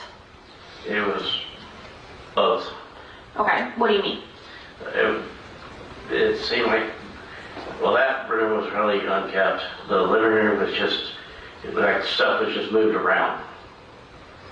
So earlier you stated that the living room looked ransacked, correct? Yes. And then this bedroom, did it look ransacked or did it just look messy? It was messy. Was there a few things or a lot of things inside this bedroom? A lot of things. And ultimately, did you take bedrooms of all of these locations that you just talked to us about? Yes, ma'am. Your Honor, may I approach the witness? Yes.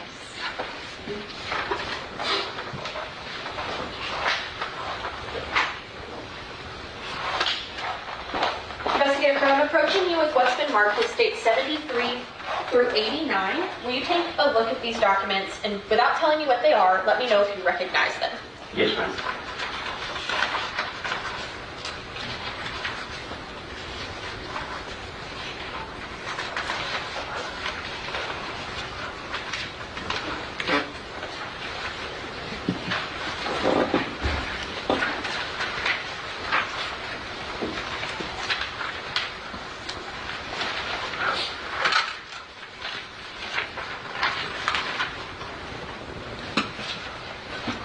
Yes, ma'am. How do you recognize them? I took these photos. Okay. And are they a true and accurate depiction of what they purport to be? Yes, ma'am, they are. Have they been altered in any way other than the evidence sticker added by the state? No, ma'am. Your Honor, state moves to admit states 73 through 89, having previously tendered to opposing counsel. No objection. State 73 through 89 will be admitted. And may I publish, Your Honor? Yes, please. Now, Investigator Crow, when I spoke to you earlier, I asked if you take a few or many photos, correct? Yes, ma'am. Now, 73 through 89, is this all the photos you took or just some of them? Just some of them, ma'am. But do they give a fair and accurate depiction of the overall scene that you felt? Yes, ma'am. state 73, can you let us know what we're looking at? That's going to be the living room area. And can you tell us what we see here in the middle of the floor? Right there, ma'am? Yes, sir. Looks like a bag of dog food. And when you go, we see that there's a doorway straight ahead. Are there any other doorways inside this room that you know of? Just the front door leading to that the kitchen area. Okay. And is that the kitchen area straight ahead? Yes, ma'am. And where was it that you located the cards, the purse, the wallet, those sorts of things? It's going to be right in that area, ma'am. So kind of on the other side? On the floor, yes, ma'am, on the other side of that table. Okay. There'll probably be more in Investigator Martin's photos. I just started my photos from outside and worked myself into the bedroom. Yes, sir. And you stated that you started taking photos after some of those items had already been collected, correct? Yes, ma'am.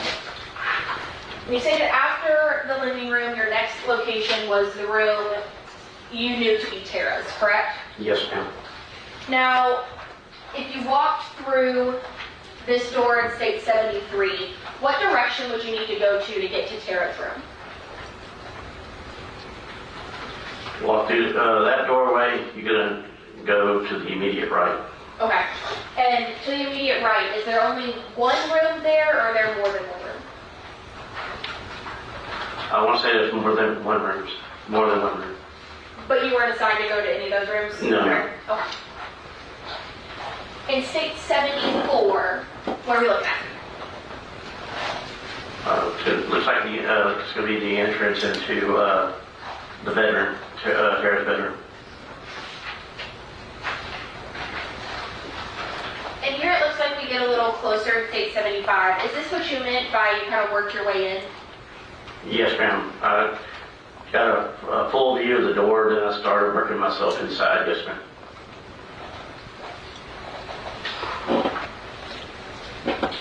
And in state 76, is this your view when you walk immediately into Tara's bedroom?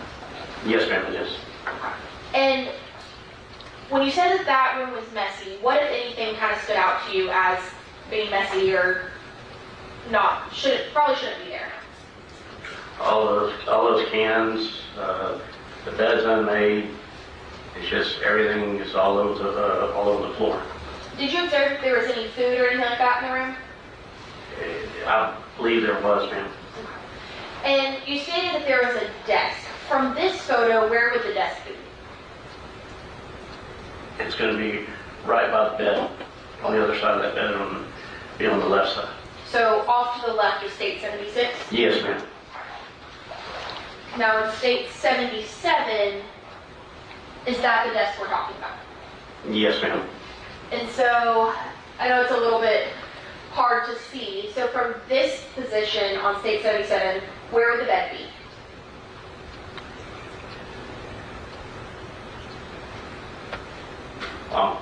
I'm sorry, that's going to be the dresser area. The bed's in front of that. Okay. Is that again in state 78? It's just another picture of that dresser. Okay, so this is across from the bed, correct? Yes, ma'am. Okay. I was trying to work myself around to that location. Yes, sir, of course. Now in state 80, what part of the room have we gotten to? That's getting right there in the area of the desk, ma'am. Okay. And was this part of the desk pretty cluttered, or what did you think of this? Yeah, it's very cluttered. Now in state 81, we see a little yellow card. Can you tell us what that is? That's, yes, ma'am. That's where the number 5 was collected, the magazine, loaded magazine, outside the bedroom. And are those the yellow tints you were talking about earlier? Yes, ma'am, it is. So is this from inside Tara's room looking back out? Inside Tara's room, outside, it's going to be a little hallway right there. Now in state 82, where did we move to? We moved past the bed, left side is the desk and the chair. And so, in comparison to this photo, where would the bed be? Should be right next to that chair. So on to the the right hand side. Perfect. So to the right hand side of 682. Yes, ma'am.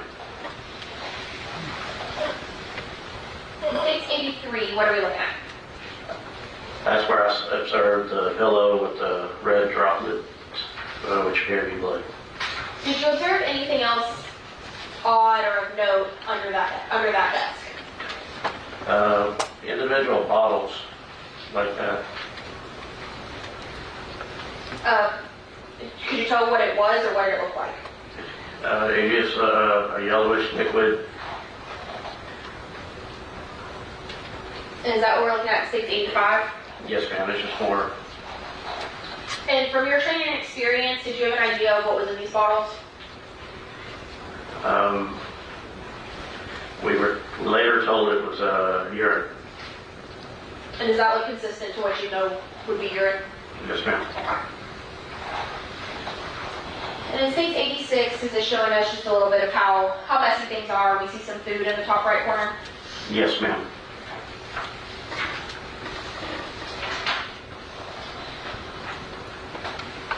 And here we see another one of those tint markers. What are we marking? Marking the pillow that was later collected. And then in states 88, we see another marker. Can you tell us what we're marking here? That's the cell phone that was sitting in the chair. It was later collected. And is that a closer version of that phone? Yes, ma'am.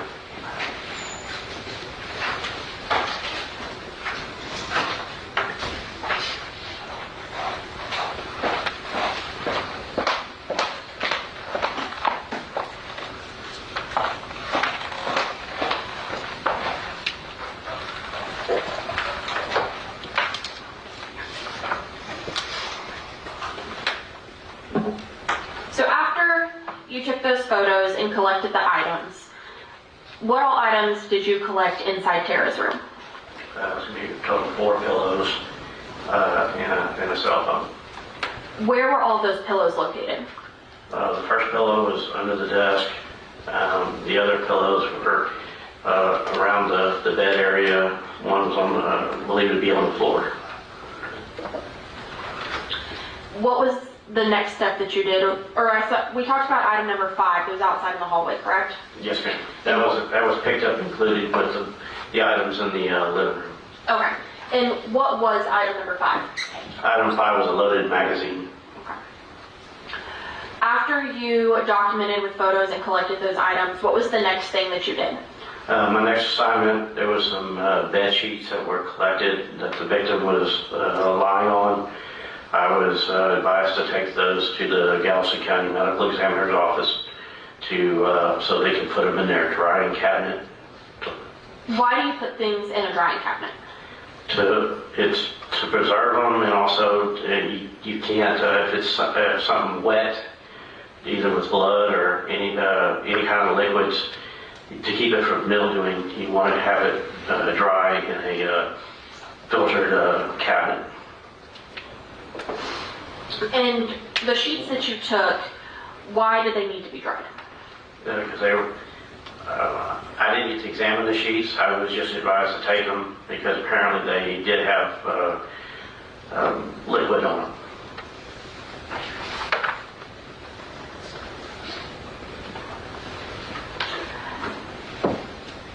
And after you took the sheets to the medical examiner's office, what was your next step?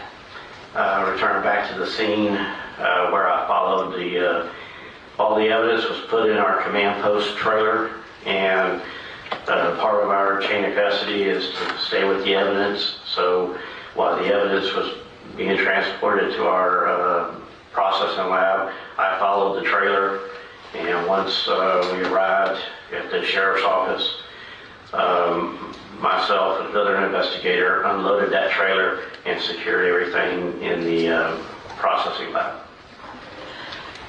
Once you did that, did you have anything further to do with this investigation? No, ma'am.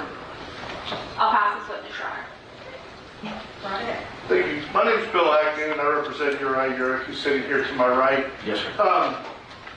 The room, you searched Tara's room, Did you also go in and search Tammy's room, which is the alleged victim? The victim's room I did not have any part of, no, sir. Okay, so you were just in charge of Tara's room then? Yes, sir. Do you have, I mean, when you look at, you've got a pillow that's got blood on it that's under a desk. Do you have any idea how that got there? No, sir. Or why the blood's there? No, sir. Okay. Or whether it's related or not? No, sir. Right. Okay. And then,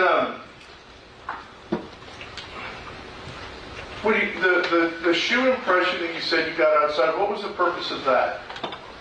It's just part of our investigation, and because apparently it was brought to my sergeant's attention, and anything of evidence value, especially working a case like that, we wanted to get it photographed and documented. As far as you know, did that have any bearing on anything that had happened here or answer any questions? Not that I recall, not that I know of, sir. Okay. Hey, when you said you put in, I don't remember the term for it, but the 360 camera that you do? The Faro, yes, sir. Faro, okay. Did you do that as well in Tara's room or not? All rooms were done, yes, sir. Okay. And is there anything about the Faro that answered any questions or led to anything? No, sir. Okay. I'll pass it on this. Thank you, Carter. Thank you, sir. You may step down. Thank you, ma'am. Call your next witness. So we call Andy Shamir.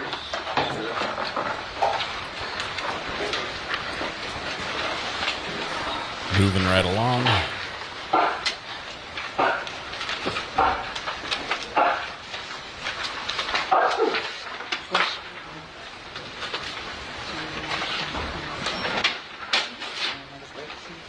I need to get some of those gooseneck microphones, XLR adapters. Okay. You would put bathroom break? Maybe even a coffee break. Right. Raise your hand if you need to go potty. Folks can help you out. Already made it. Okay, very good. Jury's going to take a quick break. You wouldn't mind waiting there. All rise for the jury.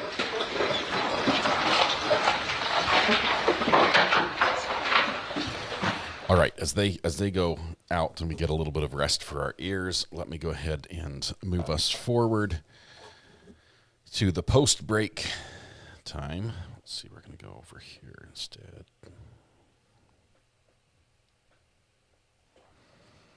Let's see, where are we?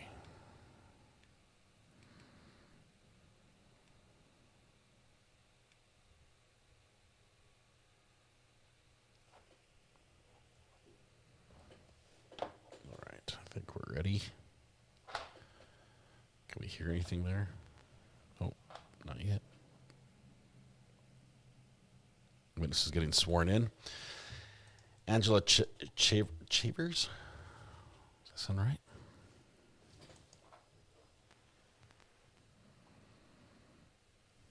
Audio guy is still on break. He's probably the last guy into the bathroom. Give him a minute.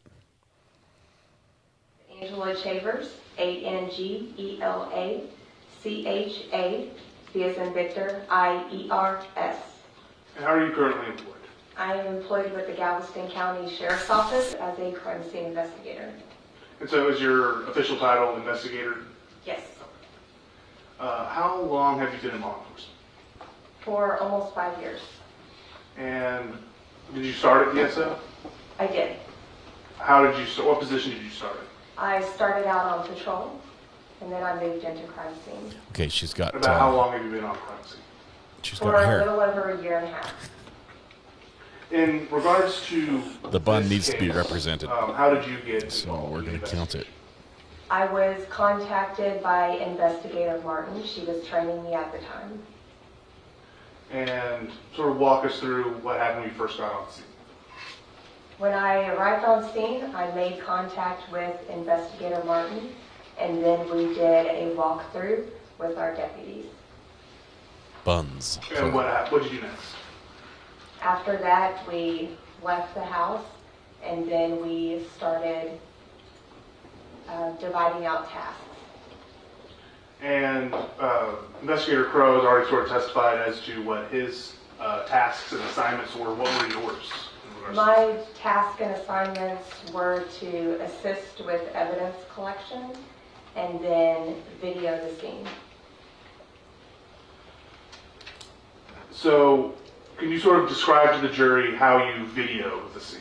Yes, so the way we video the scene is going to be similar to how we take photographs. So we'll start with our overalls, and then we'll go into mid-range photos and close-up photos. And as we enter each room, you'll see we'll go from corner to kind of pan the room, so that way you can see all perspectives of the room. And was that performed in this case? Excuse me? Was that videoing performed in this case? Yes. Your Honor, may I approach? So, Investigator Chambers, I'm going to show you what's been marked as States 93. Do you recognize it? I do. What is it? It is a thumb drive with the video footage that I took. And have you reviewed that? I have. Do the videos appear to have been tampered or altered with in any way? They do not. And do they fairly and accurately capture the events and the scenes as they were at the time of the recording? Yes. Your Honor, this time state would move to admit States 93. No objection. States 93 will be admitted. May I publish? Yes.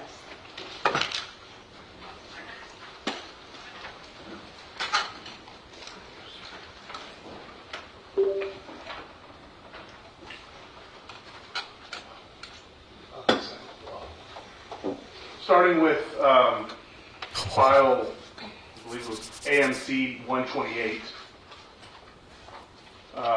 with video paused at 1 second. Investigator Chambers, where are we in regards to that? You're That at cougher the needs to either exterior of the residence. get a cough drop or The front yard. expire. And do you know what the address of the residence is? It's going to be 4721. You know the street number? I believe it's 15. And do you know what county and state the house is located? It's in Galveston County in Texas. Thank you. So, Investigator Chambers, are these videos silent? They are. There's no audio.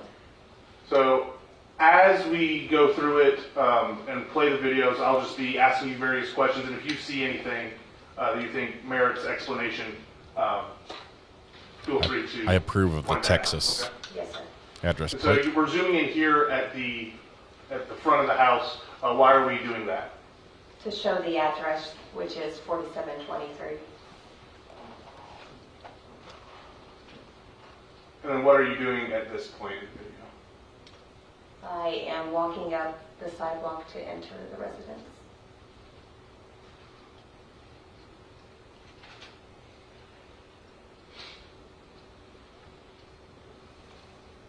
Well, there are the curtain things.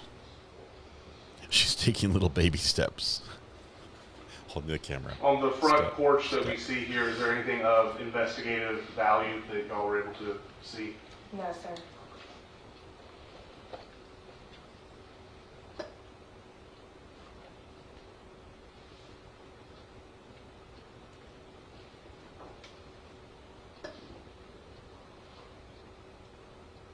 And we see zooming in on the screen door here. Why are you doing that? I am doing that to show whether or not there has been forced entry made. And based on how it appears, does it appear that there was forced entry? No, sir.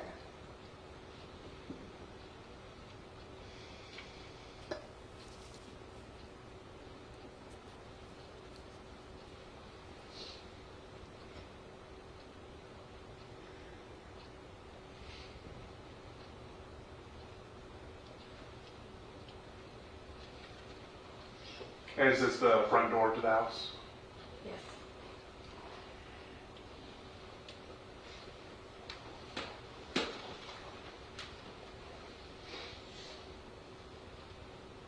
Does there appear to be forced entry on that screen door? It does not.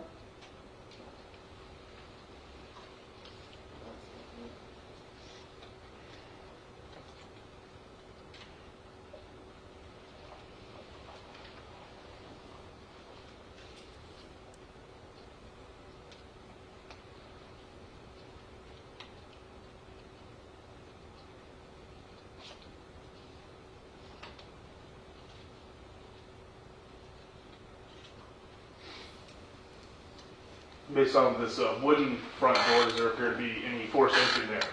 No, sir.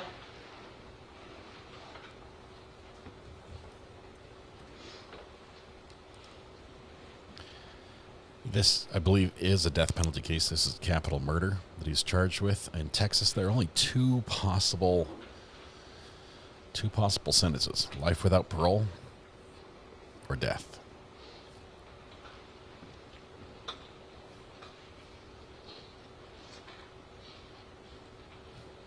As we are walking into the home now, from the perspective of the video, what are we looking at here? A closet.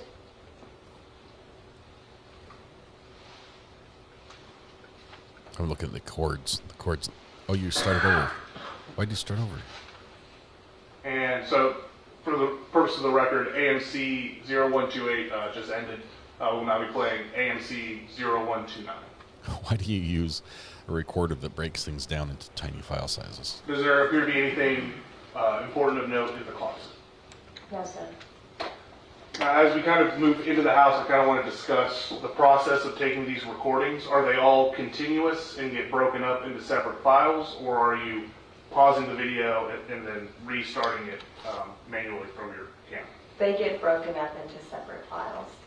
There is one portion where the battery does die, so I have to switch it out. Okay. And would you be able to point that out when we reach it to the Yes.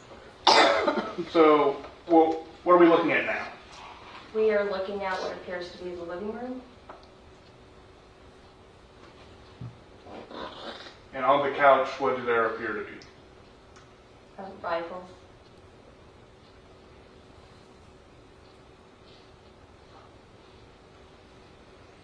And we can see various exhibit markers. Were those there when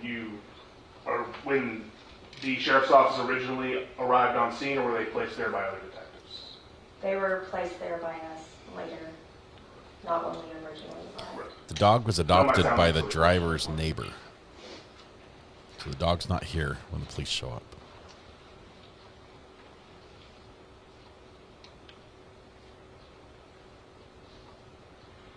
We do see what appeared to be was it a bag of dog food? Yes, it appeared to be a bag of dog food. Is it closed? Has it spilled? Like, what's the status of it? It appears to be open.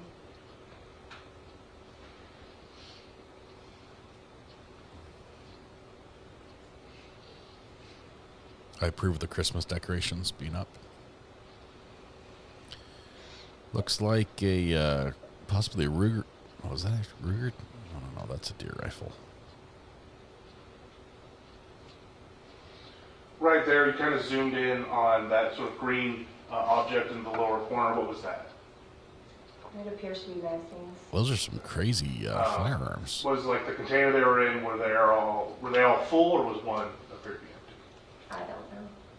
Like the top ones, little bipod magazines. And not the magazines themselves, but like the actual physical pockets. Like the pouch? Yes.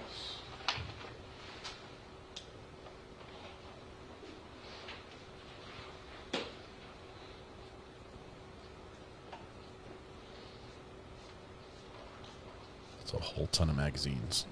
So it appeared to be 4 of them were full and then one was empty. Okay.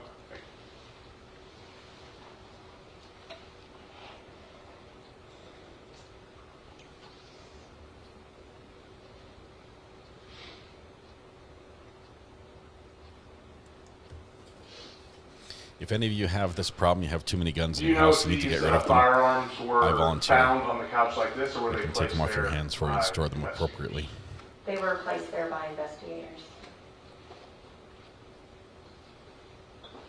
I've actually done that for somebody already. Do you know where they were originally found? I believe they are originally located behind that Christmas tree near the couch. And we see zooming in next to something by Evan's marker 2. What is that? A purse or a bag. Does there appear to be anything on that bag? To me, it appears to be possibly blood.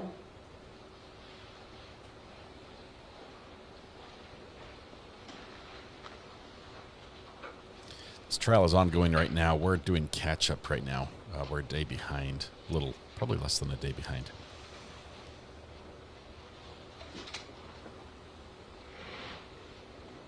We've had to do a lot of work on the audio. Although they've made some improvements from the court, it sounds like this from court. So we just got rid of all that noise. Make it a little easier to listen to.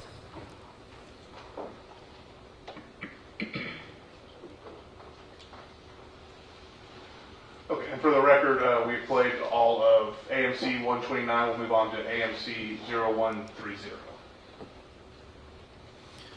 Valerie, hit me up on the burner phone.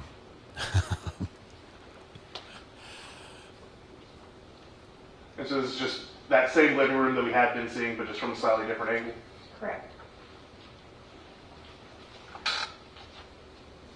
Awesome.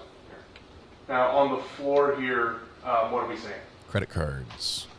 Various cards and papers. And were those ultimately collected, if you know? Yes, they were. Do you know who they were collected by? I believe Investigator Crow. And who processed those papers once they were collected? I processed those papers once they were collected. Can I have my approach? Yes. I'm going to show you what's been marked, Investigator Schaefer says, States Exhibit 90. Do you recognize it? I do. And what is it? It is a evidence package. And what is in the evidence package? Papers and cards collected from the living room floor. So are they the same papers and cards that we see up on the screen in AMC 0130? Yes. Can you open this package, please?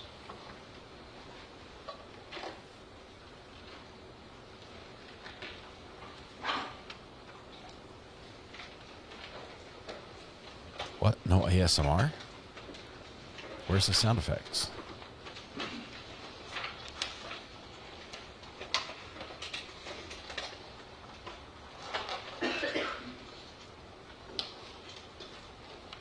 It's very quiet. I'm curious what his defense is as well. I think basically it's "don't kill me" is what his defense is going for. They've already been very quick with a couple witnesses.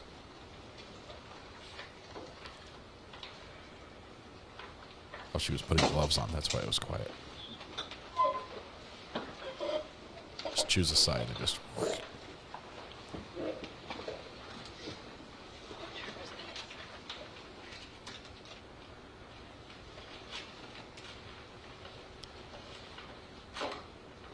What did she open it with? Are those scissors or she cut it with the blade? I don't think she knows how to use now, scissors. Yes, please remove brown bags. Like the black I want gloves. to talk a little bit about this outside packaging before we dive into those. We see around it all this green tape and various writings. So what's the purpose of all that green tape and those writings? Anytime the evidence is closed, we seal it with the tape. Okay. And in fact, we see on the back here some various writings. What are these? Liam! How are you doing, Liam? Welcome. And your initials are here? Is that correct?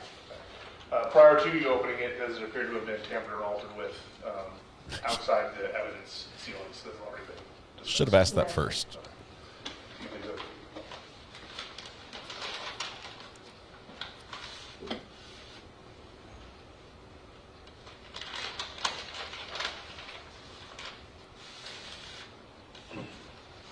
So, what do the contents within these brown bags as well appear to be tampered or altered with in any way? No, sir. Not since I last processed them. Let's talk about how you process them. What's the processing process? What's your process? I used a chemical called ninhydrin. Ninhydrin is a chemical that reacts to the amino acids and proteins in the fingerprints. So what I did is I sprayed these items with the ninhydrin, and then I heated them, and as a positive reaction, the fingerprint will turn a purple color. And so after you did that processing of them, they don't appear to have been tampered or altered with. They do not. Do you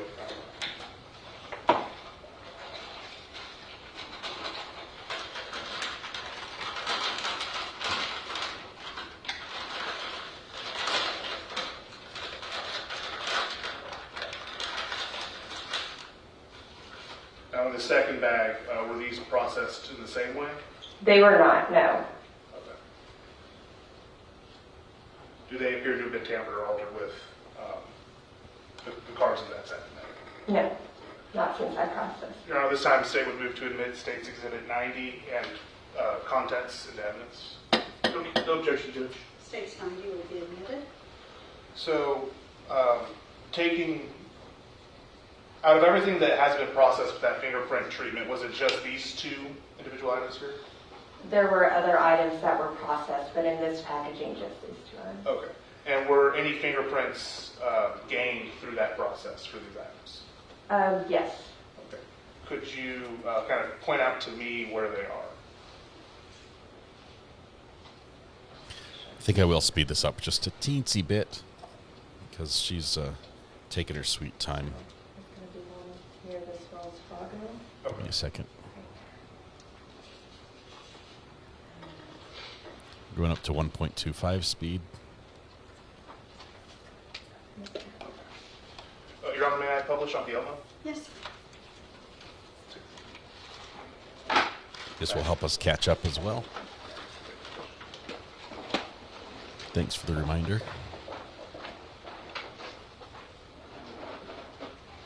So showing you first this item that was taken out of State's 90. It appears to be, what do you think? How would you describe it? What is it? The fingerprint? No, just the item itself. Oh, a bank envelope. Okay. And is there a fingerprint that was detected on this bank envelope?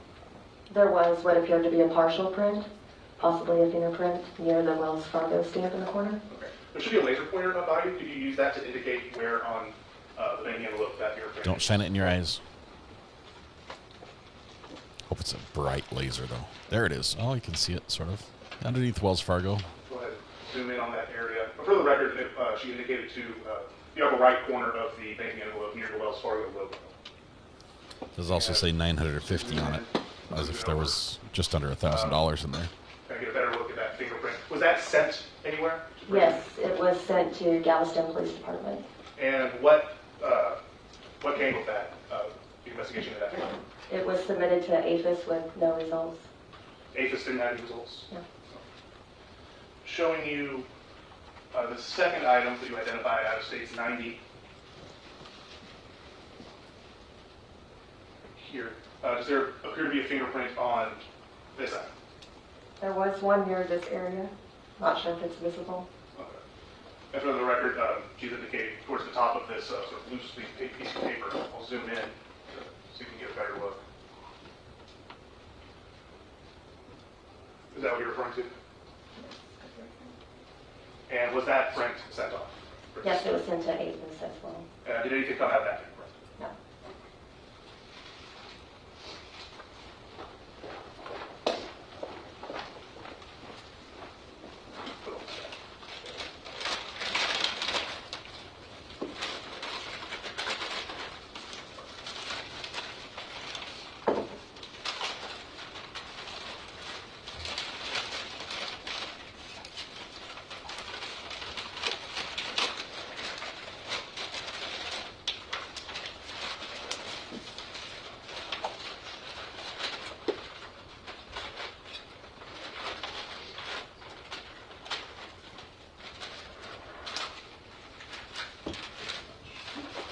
The quietest ASMR ever for paper opening.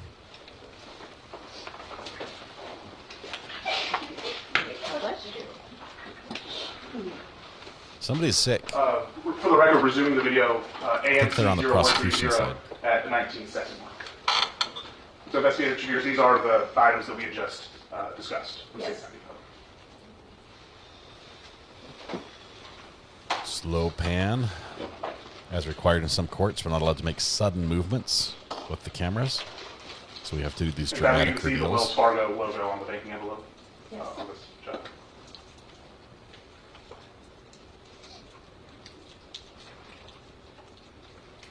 Is that your purse? I think it is.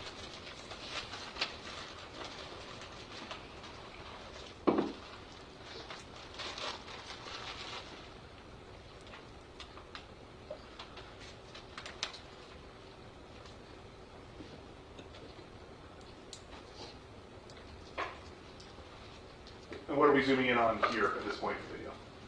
Like to be money. They dropped some. In their haste. Tried to zoom in on it, but focus wasn't working. As we kind of go over the couch, if you can explain to the jury when it comes into view what we see here. Looks like another gun. Appears to be a rifle. Another AR And variant. does there also appear to be a baggie underneath that rifle? Yes. What does that appear to be to you? I believe it was marijuana.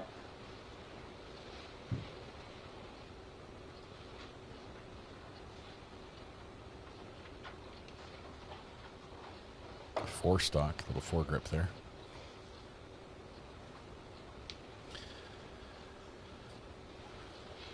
The house was a arsenal.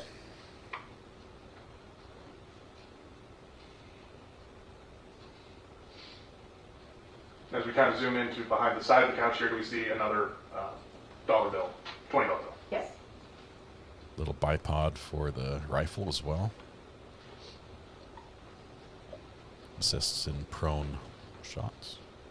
Is that piece of paper, is that from the house, or is that something that the sheriff's office brought? I believe that's the search warrant.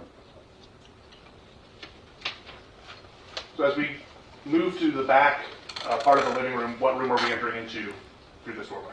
The dining room. And from this angle specifically, we kind of see two doorways. For the record, the video ended for AMC 0130. We now move on to AMC 0131. You see those two bedrooms there on either side of the cabinet? Yes. Is that a freezer? Like a deep freeze?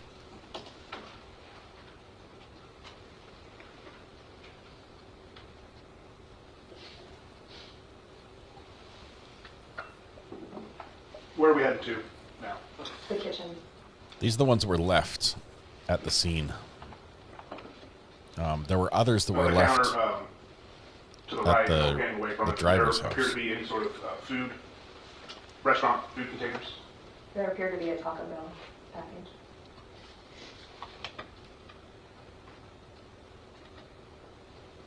And we see it coming back into frame here. Is that correct?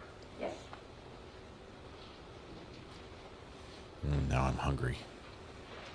Is that a Venus flytrap? What kind of plant was that?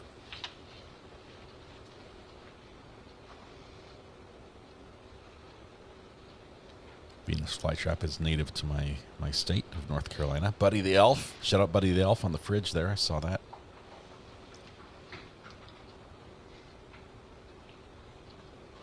Looks like those are some ruffles as well. There's sour cream and onion. What is that? And as we pan around, kind of gives you that that other angle of the kitchen. We can see the dishwasher, the sink, and everything else. Was there anything of investigative note discovered in the kitchen that you're aware Not of? to my knowledge. Cheddar and sour cream. That's what I meant. The other ones are green. Cheddar and sour cream. Best flavor. Although Now we they're see not this my curtain diet. here. What is that curtain? What's the purpose of that curtain? That curtain is going to divide the kitchen from what appeared to be a storage room or laundry room. The big reveal. Oh, it's hung up. And here we're getting that first look into that storage room. Yes. Wow.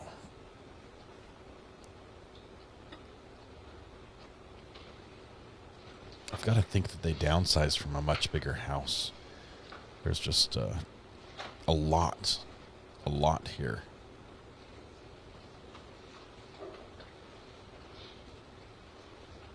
And as we go into this storage room, sort of in the upper right corner, we can see that. As it pans away. Well, okay. For the record, AMC 0131 has ended, so we will begin AMC 0132. We pan it back, we see that sort of diamond there. What is that? That's an exterior door, so where that led to an exterior door residence. Okay. And does there appear to be anything blocking that door? Yes. What Clever is name. that? That's how I am. It looks like a dryer. Okay. And can you use the laser pointer just to make sure the jury is aware of what we're looking at? And does there appear to be like other, just I guess, clutter also? Yes. There as well. Okay.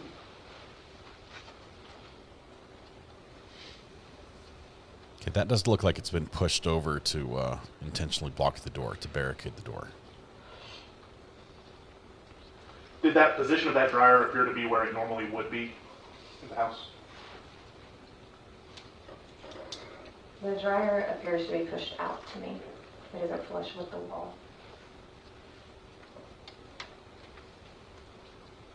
Looks like it was at one point some sort of like a workroom. Had a workbench or something. As we come back in, we see that, so the window being broken to that door. Yes. It's the original point of entry. They were not able to get in because of the dryer. DSN. Are you aware of how that door, that window in the door was broken? I am not. Got a lot of tool chests.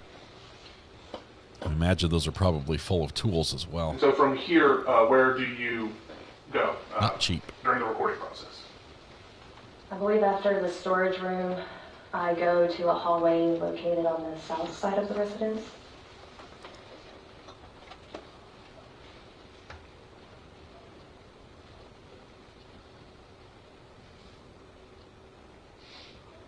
I've seen at least 4 different tool cabinets. Like metal rolling tool cabinets.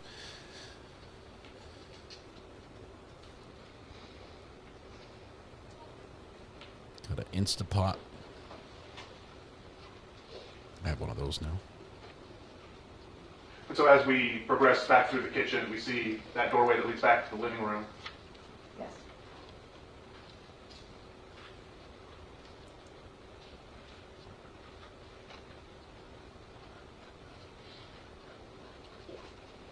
And through this doorway here, to the left, we see a door going to a room of some kind. Is that fair? Yes. We also see evidence marker number 5. What is that that we're looking at? Magazine. Looks like a 22 magazine. Possibly for that. Yeah, it does look like 22. You can see the back side, see how thick it is. We get a pretty good look at the side view there. Does that magazine appear to be full with bullets, or is there room for more? There's room There for more. appears to be room for more.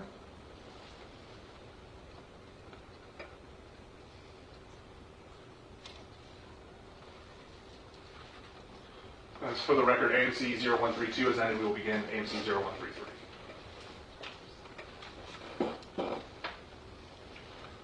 Investigator Chambers, how would you describe this room? Looks to be like there's several items strewn about the room. Several items strewn about the room. It's full. Just for the record, it is actually full. Appears to be in disarray. Slight disarray. It's a lot of things.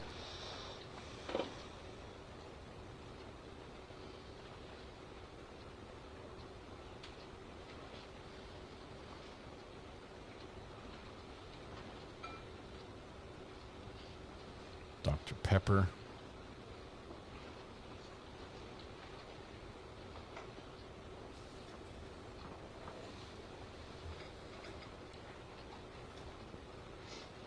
Does appear to be the girls' room. Got the Pokemon.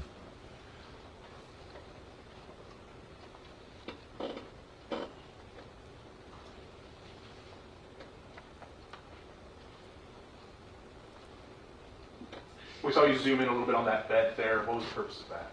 I was zooming in on the paperwork that was on the bed.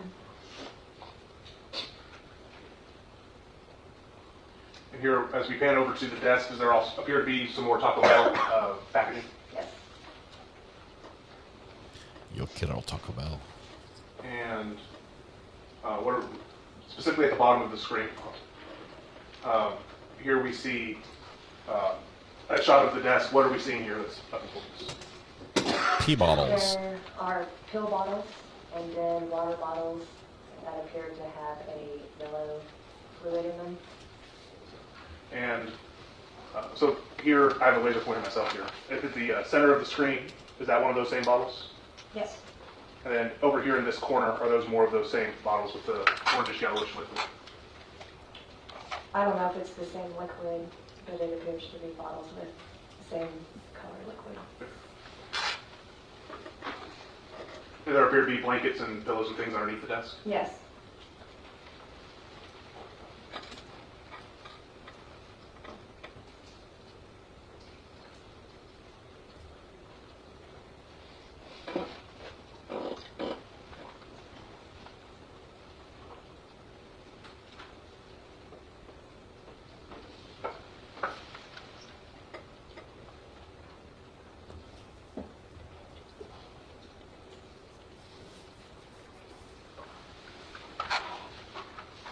For the record, AMC 133 has concluded, so we will begin AMC 0134. Can you see the attorneys in the files? Ask for a sidebar. Rick and Morty on the screen. Looks like a little shark. Lots of stuffed animals. Some backpacks on the wall. I think most of this stuff probably belongs to the girl. Like it's her, the girlfriend. It's not things that belong to the victim. They could have one heck of a garage sale. They could have raised a bundle from a garage sale from all that stuff if they're willing to part with it, but they might not be willing to. We do have a count on this trial. It's just hidden. We're at 9. We're counting hair. Great hair and hair mentions. That's what we're counting.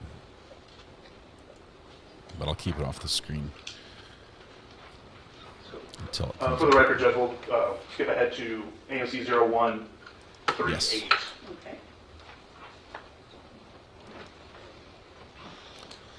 Thank you, Josh. I will watch for it. Now, Investigator Chambers, as you document the house, do you end up going into Tammy King's bedroom? Yes. And is Tammy King's body still in the bedroom when you document it? Yes. Is that captured in these videos? Yes. No. We're going to cut away from that. Sorry. For a couple of reasons. Skipping ahead to the 3-minute and 16-second mark.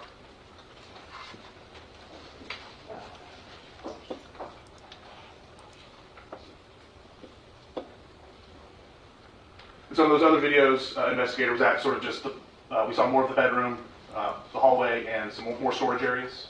Yes. There was another room with storage in the bathroom, I believe. Was there anything of importance in those other rooms that we skipped over? No. Okay, as soon as we see something that we're done with, I think we're going to pan away. And before we go into the bedroom, we look into one more closet. Was there anything of note in this closet? No. Oxygen tank.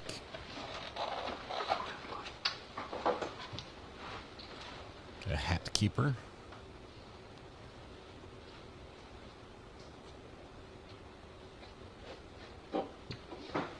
Cameraman takes care of this for us. Using the laser pointer, can you kind of direct us to where the bed is in here?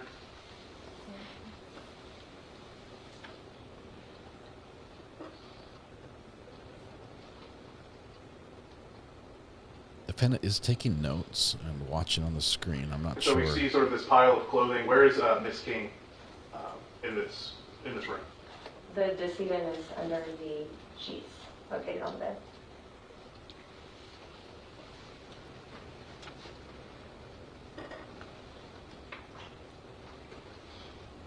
And do you all ultimately remove those sheets as part of this? Yes. What happens with those sheets? Can you explain that to the jury? They are submitted as evidence. And when collecting the sheets, is there a special way in which you do so to try to retain any evidence that's different than how someone else would fold up a sheet? Yes, so we fold it into itself inward.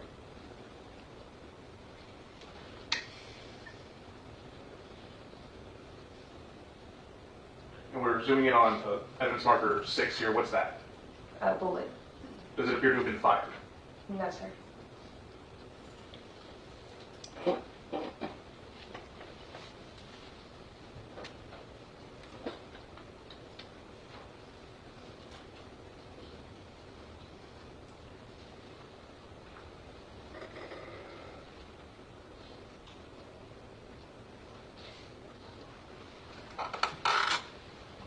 And by evidence marker 10, do we see Ms. King's hand?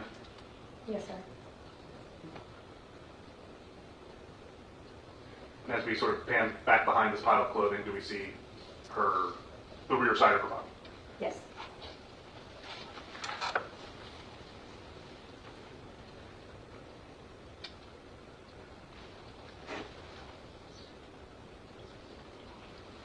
And for the record, we'll pause the video at the 7-minute and 3-second mark.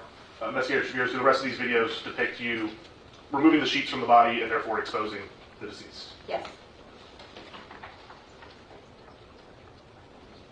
And would it be fair to say that those videos are a little bit more graphic than the ones that we've seen up to this point? Yes.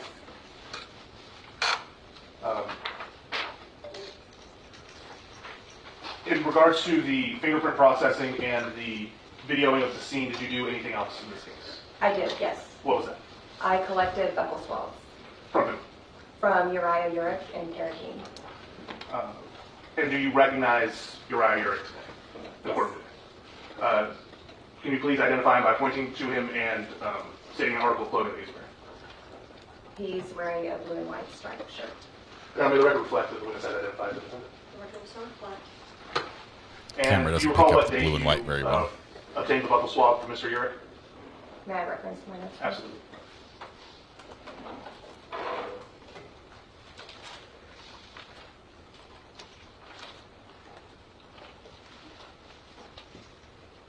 Friday, February 13, 2025. And what is a buckle swab? A buccal swab is going to be a sample of epithelial cells or skin and saliva located inside of the mouth and the cheek, the interior of the cheek. Can you just sort of guide us through the process and how one obtains a buccal swab? Yes, so I received a search warrant from Investigator Hudson, and we came over to the jail in which I collected the buccal swab sample. And like physically, you said you take a swab? Yes. How exactly do you like physically swab people for a buccal swab? So I took 2 sterile cotton-tipped applicators, and then I swabbed the interior of the cheek to collect those cells and then the saliva as well. I placed it back into its original packaging and then into a 6x9 envelope. And then I had Uriah place his right thumbprint on the outside of the packaging, and then it was sealed and submitted as evidence. And do you know what where it was sent to after it was submitted? I believe it was sent to DPS. To be used in their analysis, whatever those are. Correct. After the buccal swabs, have you had any more tasks in this investigation? I have not. That's the witness, Judge. Thank you, Your Honor. Ma'am, my name is Bill Agnew, and I represent Uriah Urick, who's sitting here to my right. And looking at the videotape and the pictures and all of that, I mean, that house was in total state of disarray, correct? Yes, sir. And does it appear to you that was the normal living conditions of that house? I'm uncertain what the normal living condition was of the house. And I think where I'm coming with this is, I mean, is it your contention, or do you think that as part of everything that happened, the house got to be cluttered and strewn everywhere? Or do you think that was more of a normal way that house was kept? I believe it probably depends on the room, but the house did seem in disarray to me. Yeah. And that's my impression as well, is that the house is in complete disarray on a normal basis. That's how it appears to me. Would you agree with that or not? I believe some rooms, maybe possibly others, Okay. but I can't say for certain. for instance, there was that rifle that was behind one of the couches with the bag of marijuana on the ground, right? Yes, sir. Do you think that those got there because of what happened, or those were already there? False speculation, Your Honor. Sustained. But would you agree with me or not that a rifle behind a couch is not where most people would want to keep their rifles? I don't know where people keep their rifles. As far as gun safety goes, is it advisable to have a rifle behind a couch? Depends if you're trying to get it quickly. For safety reasons, I would say that that is not a good spot to keep it. Correct. And, Correct. I don't know that anyone knows exactly how much foot traffic went through there, but that's not a very good practice, is it? It's not a practice that I would use. Okay. And there's been some testimony that there was a gun safe, and the guns were always in the safe. It doesn't really appear that that would be true based on the way everything appeared to me.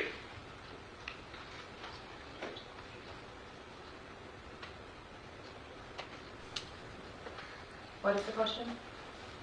There's been testimony that there was a gun safe where all the guns were securely stored away from everybody. That doesn't appear to be the case to me based on what video you just showed us. They could have been moved. Okay. But then there were also the two guns that were on the couch, correct? Correct. And those were actually placed there, you say, by other officers. Is that correct? Correct.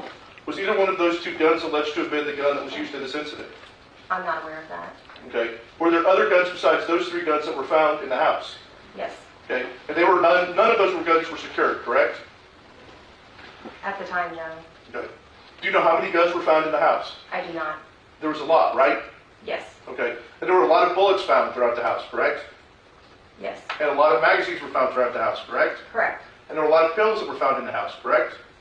There were some pills, yes. And there was a lot of marijuana found in the house, correct? There was marijuana found in the house. There were credit cards found in the house, right? Correct. There was cash found in the house, correct? Correct. Okay. There were a lot of things that seemed to be sort of haphazardly placed inside that house, correct? Correct. So, why would someone leave credit cards on the ground? Object speculation, Judge. Sustained. Do you find that to be normal course of action? There would be credit cards just staying on the ground? No. Okay. Cash to be on the ground. Does that make sense? No. Okay.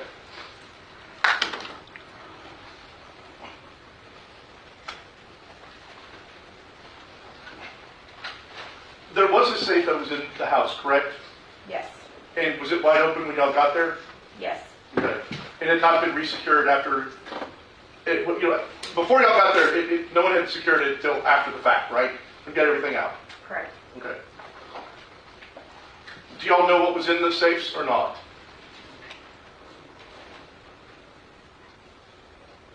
I don't believe there were any items collected from the safe. As far as what was in the safe, I don't recall. So there's no way of knowing what was in the safe before anything happened, correct? Yes. Okay. So they've involved that the safe could have been empty for all we know, before whatever happened. It could have. Good. And the house was probably not in the best condition before whatever happened. Object speculation, Judge. Sustained.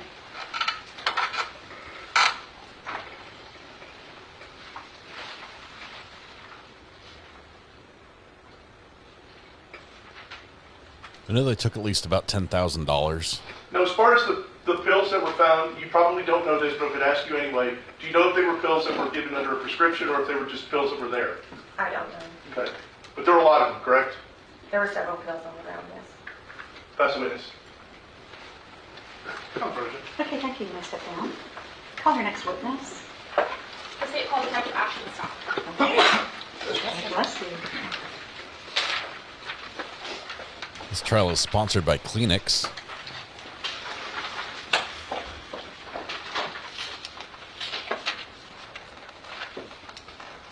And Purell.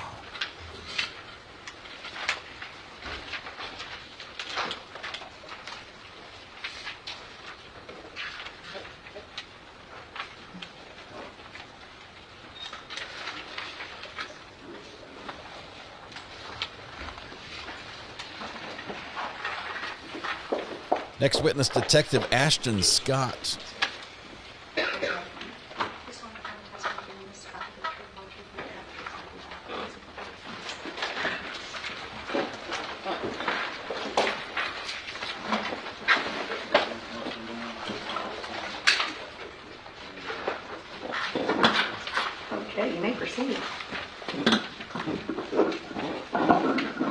Your Honor. Good afternoon, Detective. Good afternoon. Will you please state and spell your name for the record? My name is Ashton Scott. The spelling is A-S-H-T-O-N, and the last name is S-C-O-T-T. I like the last Detective name. Scott, how are you currently employed? I am currently employed with the Galveston County Sheriff's Office. I'm assigned to the Major Crimes Division, specifically the Criminal Investigation Unit. She's talking And to I'm the going to ask you to pull that side of the microphone to you a mic. little bit closer just to make sure that we can all hear you, okay? And it's adjustable, however you want to make it. Just going to breathe that hill. So in order to become a detective in the Criminal Investigation Division, do you have to be a peace officer? Yes, ma'am. How is it you become a peace officer? I completed a basic peace officer academy in 2012 through College of the Mainland, which certified me through the state through TCOL. And when you say through TCOL, is that a licensure you must obtain? Yes, ma'am. It's the Texas Commission of Law Enforcement. And so you said in 2012, correct? Yes, ma'am. So is that fair to say you've been in peace officer for about 13 years? Most of 13 years. I worked for the private side as a corporate fraud investigator for a couple of years. Okay, let's go through kind of your training experience a little bit. What was the first job you had after obtaining your basic peace officer license? I was hired on with the Galveston Police Department in 2013, and I worked for them from 2013 through 2023. And what roles did you have at the Galveston Police Department?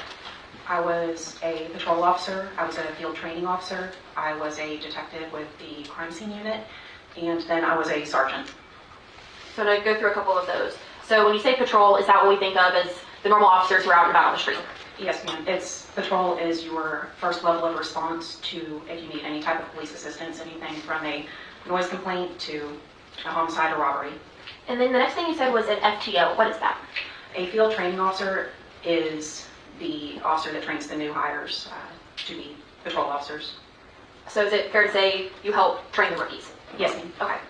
And then the next thing that you stated was you were a detective on the crime scene unit. What does that mean? The crime scene unit is forensic evidence. We deal in forensic evidence, so fingerprints, blood spatter, photography.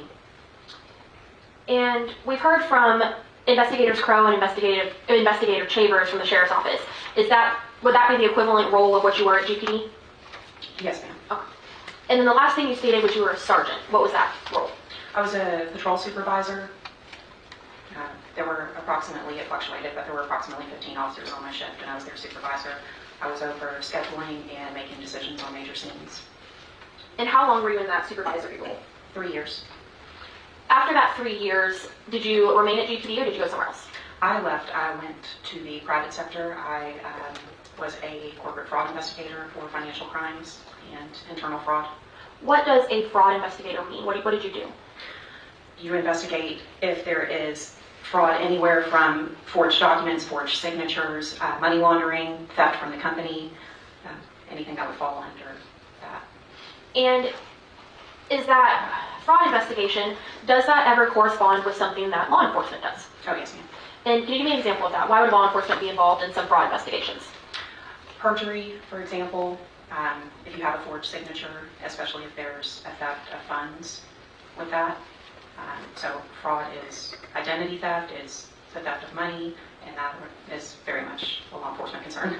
And through your experience in the private sector and the law enforcement community, have you had few or many opportunities to go through financial crimes, bank statements, credit card returns, that sort of thing? Yes, ma'am. And in general, if you're wanting to look through somebody's bank account or statements, how do you go about that as an investigator? I issue a subpoena to the company requesting the information for that investigation. It could be anything from user information as far as names on the account to where the money has been transferred from and to. And are there any other sort of extra trainings or certifications that you've obtained in your time over the last 13 plus years of law enforcement? I'm a member of ACFE, which is the Association of Certified Fraud Examiners. I'm an advanced peace officer. I hold that level of certification. And how long was it that you were in the private sector? Approximately a year and a half. After the private sector, what did you do? I came to the Galveston County Sheriff's Office. And have you held many or just one role at the Sheriff's Office? One role. So in the Major Crimes Criminal Investigation Division, what is your role at the Sheriff's Office?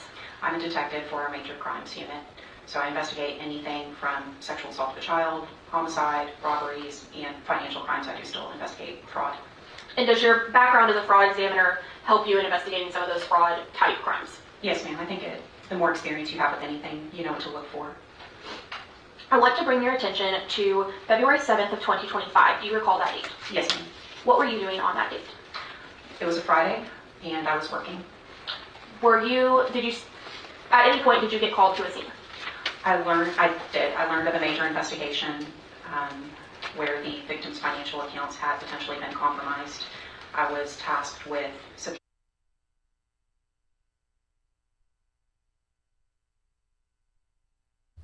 Sorry, I broke everything.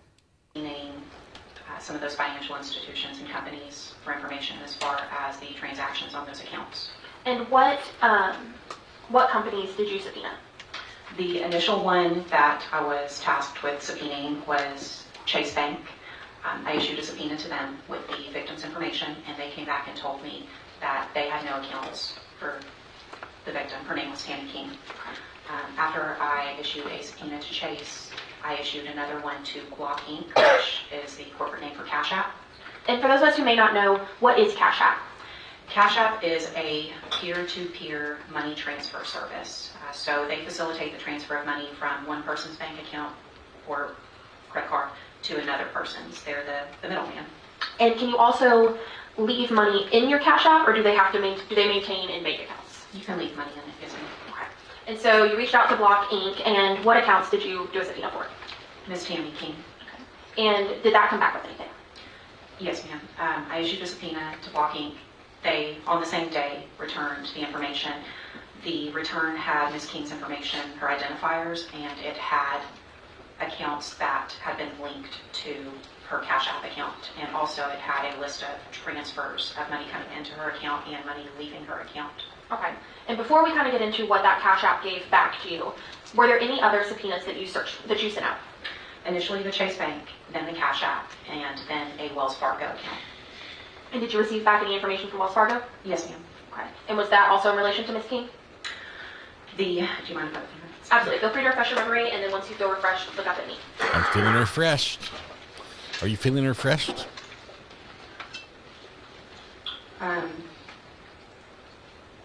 The Wells Fargo account was for Ms. King. She did have a bank account with them. And on her Cash App return, there was another bank account for Chase Bank. Since I'd already talked to Chase Bank and they told me they did not have an account for Ms. King, I knew that was likely not hers, so I issued another subpoena to Chase Bank requesting the information of who that account belonged to. And did you ultimately get information back from Chase Bank about that account number? Yes, ma'am. And did you learn who that account belonged to? Yes, ma'am. Who was that? Uriah Urick. And after you obtained that subpoena return from Chase Bank, did you send off any extra subpoenas? After I received the one from Chase Bank, I sent an additional subpoena to Cash App for a username that Ms. King had transferred money to that wasn't in the rest of the history. I believe the username on that was Ratstar. Okay. And did you learn who that belonged to? Yes, ma'am. His name was Ayden. Ratstar? I use Cash App, Venmo, and PayPal. I believe he was a Ayden Andrews. Would the last name Landry sound right? Yes. Landry. So for a Ayden Landry. Ayden Landry. After that, did you send off any other Cash App subpoenas? I did. I sent another one for an account that was labeled belonging to Tara King. And did that come back with any return information? Yes, ma'am. Okay. And after that, did you send off any other subpoenas? I sent off one to AT&T for Tammy King's phone records. And when you get these return backs, do the companies also send you what's called a business records affidavit? Yes, ma'am, they do. And what does that mean? That is the company certifying that an employee of their company prepared those records and that they came directly from the company. And when they send you back information, do they send you a little bit or a lot, or does it just depend? It depends. Your Honor, the state's going to move to omit States 94, which is the AT&T, to Cash App, Wells Fargo, and Chase Bank returns with the accompanying ERAs. Any objection? No. States 94 will be removed. Thank you, Your Honor. And may I publish? Yes.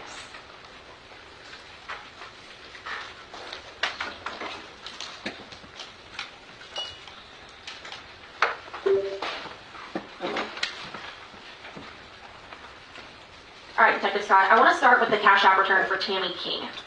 When we open this folder, can you explain to the jury what is it that we look at? This folder is the information that Cash App provided in response to the subpoena I sent them for Ms. Tammy King's account. And is this bottom part of the Excel spreadsheet where the data actually is? Yes, ma'am. And what are the other documents? The other documents are the custodian of records, which is what we previously discussed, the business records affidavit where the company is certifying that they did provide these documents. One of them, the Cash App guide, is how to read the information that they're sending back. Sometimes it can look kind of jumbled, and they provide a user guide for that. And then what's the very top one? The cover sheet is their letter to the department. So is it fair to say that the bottom document is the one that has the information you were seeking? Yes, ma'am. I knew it was going to be a hit. All right, so if we're looking at this Excel document, can you tell us kind of what we're looking at in the top section? The top section is Ms. King's personal information that identifies her and confirms that this is her account, such as her date of birth and social. And to your knowledge, does this identifier of the date of birth, social, and name, does this match the victim in this case? To my knowledge, yes. Now I want to move down to this next section to the address history. What are we looking at here? 4723 15th Street is Ms. King's address. It is the one I was called to on February 7th. So the same street that you responded to is the same street that this account is activated with? Yes, ma'am. Okay. What is the display name talking to us about? The display name is what appears to the public. If you or I were to request money or transfer it to Ms. King, that's what would show up on our screen on our side. And with Cash App, is your username the display name, or is there also like a handle like you would see with Instagram? There is a user ID, which is what the public sees. That's the name displayed to the public. Cash App also has something called an account token. It's what the company uses to identify an account.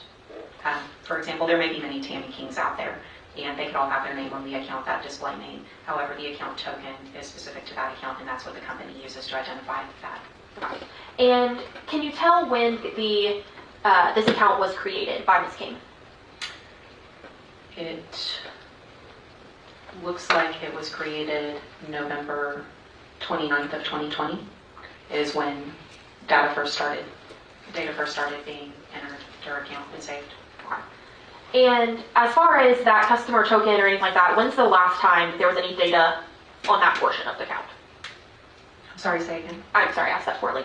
What was the last date of any changes on the alias history portion of the account? That was August 25th of 2024. I want to move down to this payment source history. What is it that we are looking at in this payment source? These are financial accounts that have been linked to Ms. King's Cash App. And if someone doesn't have Cash App and we're talking about a payment source being linked, what does that mean? It means that that account is now tied to the Cash App account in a manner that funds can be transferred in and out of that financial account to that Cash App account. Okay. And we see the first 3 lines on this payment source history all come from a Wells Fargo, is that correct? Yes, ma'am. And were those cards successfully linked? Yes. Okay. And were you able to identify or confirm who those Wells Fargo accounts belong to? They belong to Tammy King. Okay. What do we see after those initial 3 Wells Fargo accounts? After those accounts, the next lines, the 2 of them say JP Morgan Chase Bank. Those are actually right there ending in 4600. Those are debit cards. Okay. And if you look to the side of where it says bank, it'll say debit. And what does that tell you? What's the difference between it saying debit versus those initial 3? It's the bank. The first 3 are a bank account. The next 2 through JP Morgan Chase are debit cards. They're identified debit cards. So one is coming from the actual card, the other was linking to an account. Is that correct? Okay.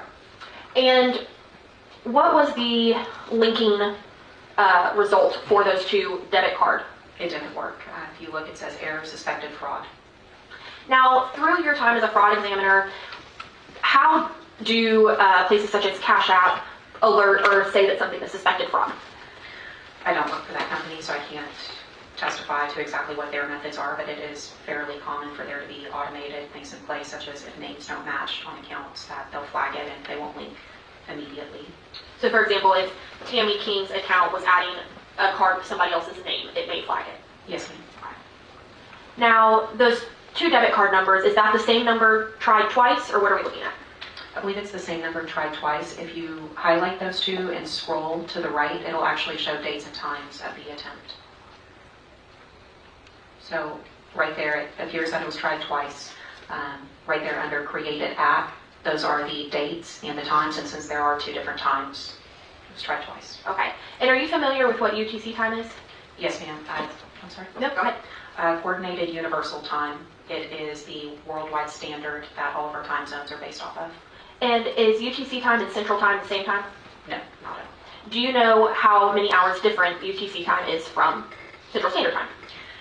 It's actually tricky. It changes depending on daylight savings time. I think we are currently at a 6-hour difference, that we are, I believe, 6 hours behind UTC time, but depending on daylight savings time, it could be different. So is it fair to say that in the period we're in now, it's -6, but in the other part of daylight savings, it's something like -5? Yes, ma'am. Okay.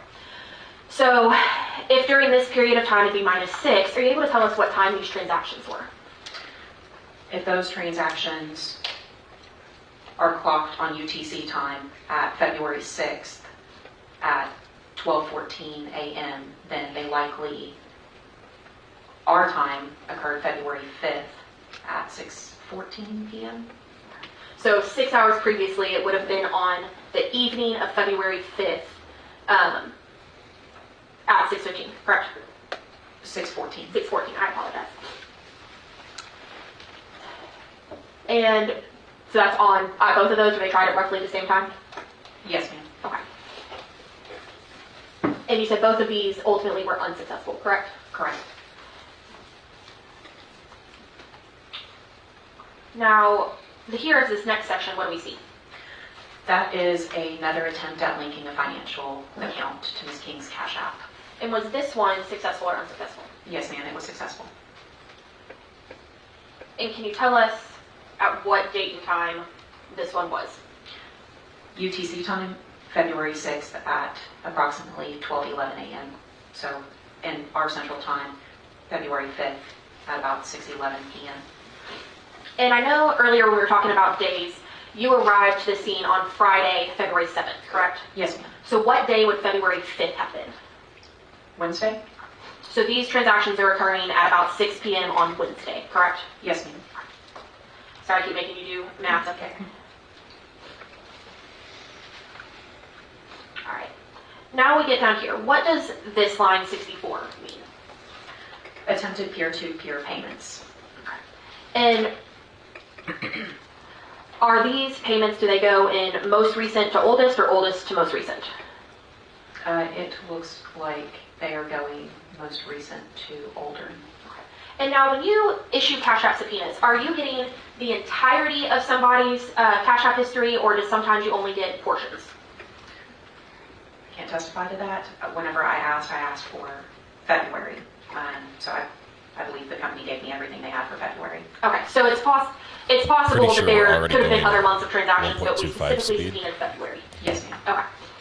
So I want to start from the oldest, if that's okay. What date was the first February transaction? We are 1.25 February speed. 1st. And what do we see happening here? Go explain to us what one of these lines will show. Okay. So it has the date. It has the date and time that the transaction occurred, and it says paid out, which means that money went from Ms. King's Cash App account to somebody else's account.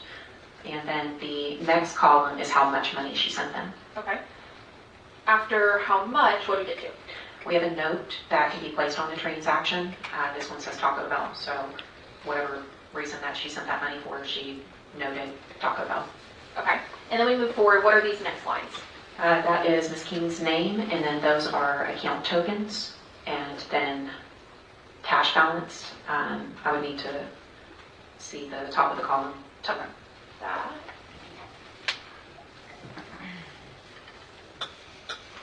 So the center subject, that means that that CFQ number is Ms. King. Okay. And what do we see in column H? Request. Okay. And what does request mean? that she's requesting to send the money. Or that somebody's requesting to get that money. Okay, and so for things like Cash App, what does it mean for someone to request? How does that work? It means you can say, I, Ashton Scott, need money, you owe me money. It's almost like me sending you a bill. So I can send you a request through the app and say, will you give me this money? And who was it that requested the Taco Bell money from Tammy King? Tara King. $50 for Taco Bell? That's a lot of tacos. And is the rest of the columns just some further data that it gives? Yes, ma'am, the IP address. I want to move forward a little bit, just to the next line. What are the next two transactions for, and for what amount? The next two transactions, one is for $20 for phone case for new phone, please. I'm guessing that's a typo. Release. And then the one after that is for $29. 29 for case. It's the same one I have now, but right size. And were these also requests? Yes. The note field and as a text message. Who requested those two items? Tara King. And ultimately, were these requests made? Were they paid out? Yes, they were. If you stop right there under column B, it says paid out. So the 3 requests sent in early February from Tara to Tammy were all completed. Tammy sent her the money. Yes, ma'am. I want to skip ahead a little to line 75, where we see the date February 5th. And we just is there a transaction? What transaction is happening here? What do we know about it? On line 75, February 5th at approximately 12:32 a.m., which in our time would actually be February 4th at about 6:32 p.m., there is a payout from Tammy King's account in the amount of $55. And we see that this says paying versus request. Correct. What's the difference here? Tammy initiated that. Okay. And who did she send that $55 to? Tara King. It's just and blurry. so are all of the transactions in February up to this point, which would really be February 4th, were they all to Tara King? Yes, ma'am. And was all the money sent? Yes, ma'am. Now I want to go directly above that. What time would this transaction on line 74 have been? February 5th at approximately 4:50 p.m. UTC time. Math. So February 5th minus, you said 6, so approximately 10:50 a.m. there is a transaction for $350. And what is this part we see in section B? Expired, waiting on sender. So was this transaction completed? No, it expired, it didn't go through.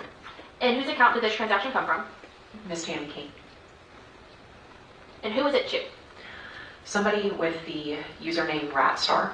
Is that who we spoke about earlier? You said his name was Jaden Landry? Yes, ma'am, Jaden Andrew Landry. And then after that, what's this next transaction? The next transaction, February 5th, is for $1,000, and it says amount exceeded, recipient monthly receive limit. Okay, and who would the recipient be in this transaction? Would it be Tammy's phone or whoever she's sending it to? Whoever she's sending it to. Okay, so this says this amount exceeds the recipient's receive limits, correct? Correct. Okay. And who, was this a pay or a request? This was a request. Somebody requested that money from Tammy. And who was it that requested that money from Tammy? Tara King. And this would have been at about 2 p.m. on February 5th, is that correct? Minus 6, yes ma'am. Right after that, what's the next transaction that we see? Another one, also on February 5th at approximately 6:05 p.m. our time. There is a payout. Is it 6:05 our time or about 2 p.m. our time? I'm sorry, about 2 p.m. our time, correct. Sorry, I keep making you do math, I apologize. That's okay. So this is a transaction that was successful? Yes ma'am. And same questions, was this a pay or a request? This was a request from someone else to Ms. King. And who was that someone else? Tara King. And as we kind of keep going up, I'll stay here. Who are the next 6 transactions from? They're all to Tara King. And are they requests? Yes ma'am. And are they all within the same kind of few minutes at around 2 o'clock on the 5th? Yes, 05, 06, 06, 07. Yes, ma'am. So does it seem like these are happening in pretty rapid succession? Yes. And what is happening with, what do you notice about kind of columns B and C? What's happening? Some of them are paid out, some of them are not. And they are for varying amounts, 300, 200, 200, 150, 10, 20. So, like I said, some of them, the money did leave Ms. King's account and was received by Tara King, and then some of them are showing amount exceeded. So around 2 p.m. on February 5th, which is Wednesday, money is being taken from Tammy King's account and being put into Tara King's account. Is that fair? Yes, ma'am. And now, does Cash App tell you who exactly is sending or requesting, or does it just tell you what accounts are doing it? It tells you what accounts are doing it. Okay. So it doesn't tell you that, say it's mine, it doesn't say that Ms. Willis is sitting here sending the money. It just says Ms. Willis's account is sending the money. Is that correct? Yes. And then what is, and so those last kind of 6, is this when the Cash App payments stop as far as what you got on the return? Yes, ma'am. See if the camera figures out the zoom. Now, we go to this next section. What is different from what we saw earlier with these P2P payments versus transfers? The transfers are money coming into Tammy King's Cash App account, leaving her bank account and going into her Cash App account. Okay. Is it also the same as when you're transferring it from your Cash App account back to your bank account? Yes. Okay. Now, I'll skip this bottom line 103, but let's start with 102, okay? Okay. What are we looking at here? What date and time was this? This was February 5th, 2025, 12:32 a.m. So in our time. Would it be about 6 p.m. on the board? Yes, ma'am. Okay. And does this correspond with that same Tuesday night $50 transfer to Tara King that we saw? It's around the same time. Now we move to this next one in 101. What time would that be at? 2:49 p.m. So around 8:49 a.m. I'm sorry, 10:49 a.m. Okay. And does that kind of correspond with where earlier we saw things starting to happen about 10:50 a.m.? Is that about the same time? Around the same time. Okay. And what is happening here? Are these already. transfers successful? Yes. Okay. He blurted out we can see, when are he they sat coming from the down. Cash App balance or are they coming from Ms. King's bank account? They're coming from Ms. King's Wells Fargo account. We should be done here soon. They weren't on the run very long. And then we can see they're going, where is it going? It is money coming from Ms. King's bank account and going into her Cash App account. And Cash App can hold funds. It doesn't just transfer from one to the other, it can hold them as well. Okay, so at this point, money is coming from Tammy King's Wells Fargo account and being held inside of Cash App account. Is that Yes. correct? Okay. And what amounts are being transferred from Ms. King's bank account into her Cash App account? Various amounts. There looks like a cluster, each of them for $200. It looks like there is a failed attempt at $20,000 and another failed attempt at $5,000. And then there are some more successful attempts. Sorry. Okay. So we have these 2 failed, correct? Correct. And then we move on, you said they become successful again. Yes. Okay. Lower amounts. And on these lower amounts, can you tell us about what date and time these are happening? Do you want UTC or do you want our time? Whichever one is easier for you. Okay. So the complete for the 500 and the 600 is in our time, February 5th at approximately, that one is at 6:12 p.m. So in the evening of February 5th is when these 500s are being moved from Ms. King's bank account to her Cash App. Yes, ma'am. And then we see another one that ends up being failed, correct? Correct. What was the amount of that one? $2,500. And going up from there, what starts happening? Going up from there, there is one more completed transaction for $1,000. And then there is instant waiting on link card hurdle resolution. And I do not know what that means off the top of my head without the guide. No problem. But clearly something different is occurring than our completions or fails, correct? Correct. And what are the amounts there? $3,553.85.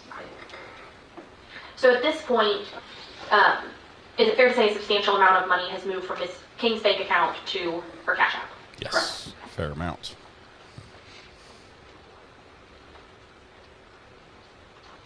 And as we go down, are these just kind of more information about where, what accounts and what phones are utilizing this account? Yes, ma'am. Okay. And what phone is linked to Ms. King's account?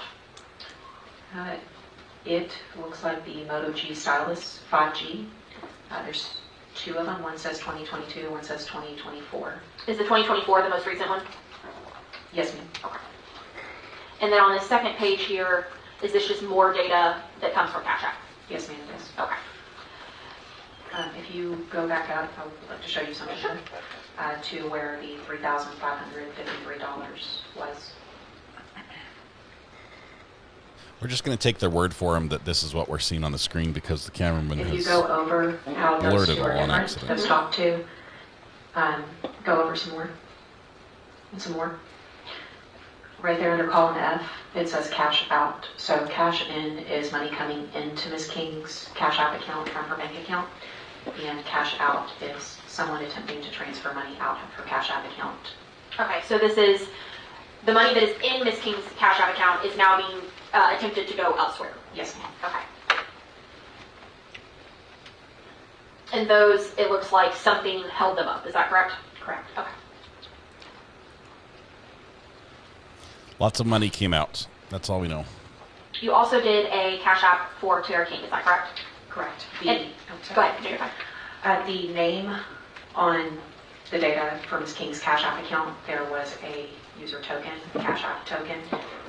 That's the jumble of letters that don't specify a specific name. So I did a subpoena to Cash App for that to see the user information who that belonged to. And do these 4 documents correspond to the same 4 documents we talked about with Ms. King's? Yes, ma'am. Okay.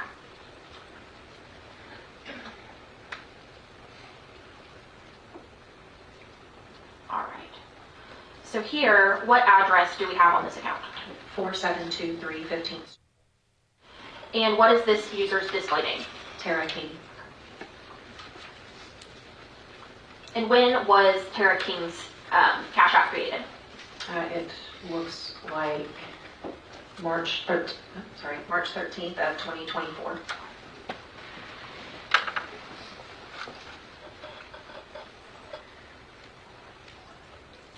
Okay. And here we have something where it says issued instruments. What is kind of the difference between a virtual card and a physical card as far as Cash App is concerned? A physical card is like our debit card. It's something you can actually swipe at a point of sale, point in a store to buy something.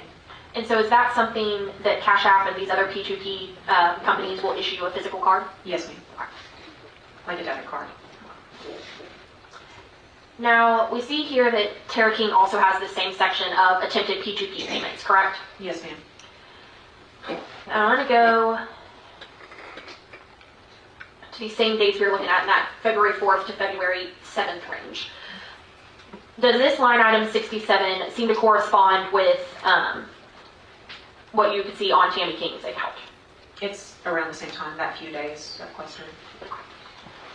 And in fact, does it seem like the majority of Tara's transactions are with Tammy? It does. So moving forward, what is this next line 66 telling us? Bless you. Line 66 is for a transaction on February 5th at approximately, I believe that is in our time, about 2:05 p.m. And am I correct in saying that when we were looking at Ms. King's, there was a lot happening around this same 2:05 mark? Yes, ma'am. Okay. And so does that correspond with what we see here on Tammy's? Yes. Or on Tara's, I apologize. Tara's account, but Tammy's, their accounts are communicating with each other. So is it fair to say that the 2 accounts that you Cash App are the ones that are sending and receiving money between each other? Yes, ma'am. Okay.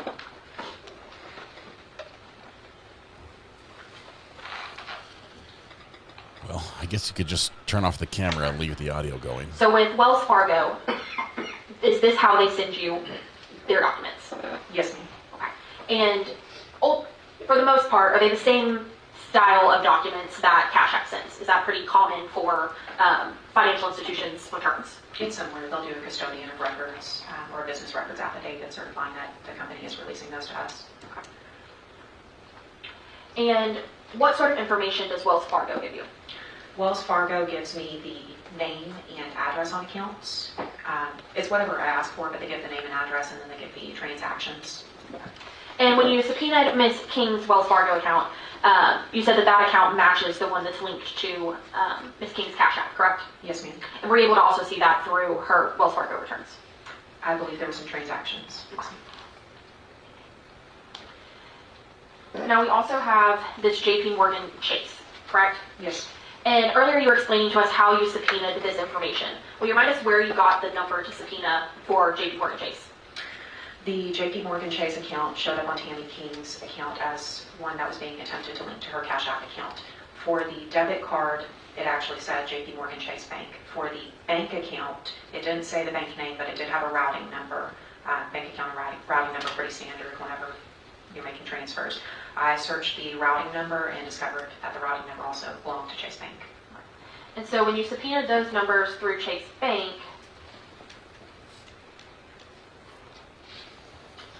whose information did they give you as a return? Who did it belong to? Uriah, Urick. And under Uriah's name, does it also give, I apologize, further information about him? Yes, ma'am. It gives the address on file, the email address on file, the social security number, and the date of birth for the account holder. And specifically, can you tell us what Uriah's email is? Percy, can you... This, I don't want his full email here, even though he's probably not checking it. Yeah, Percy Frog. Percy something.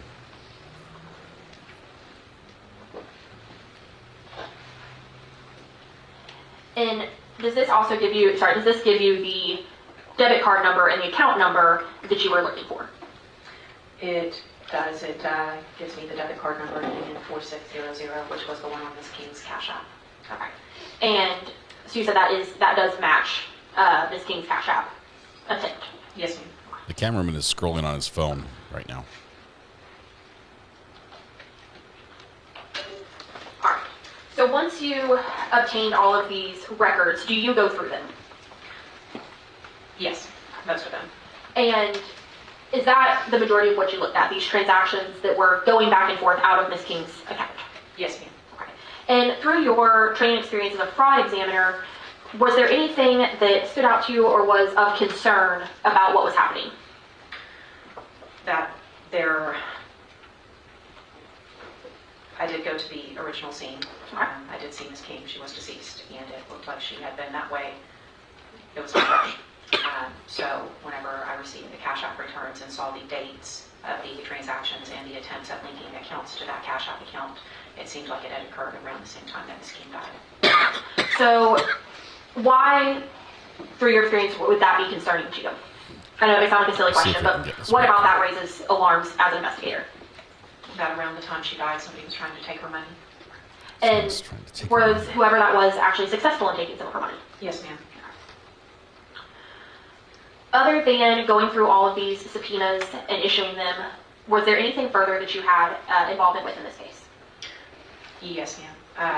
Well, other than the financial institutions, as I said, I also issued a subpoena to AT&T for Ms. King's phone records. It was requested that I do that. Okay. And was there anything of any large note in those phone records? I did not go through those phone records. Okay. But you did subpoena them, and they were just listening right now. As part of this exhibit, correct? Yes, ma'am. Okay. And did you do anything else other than that?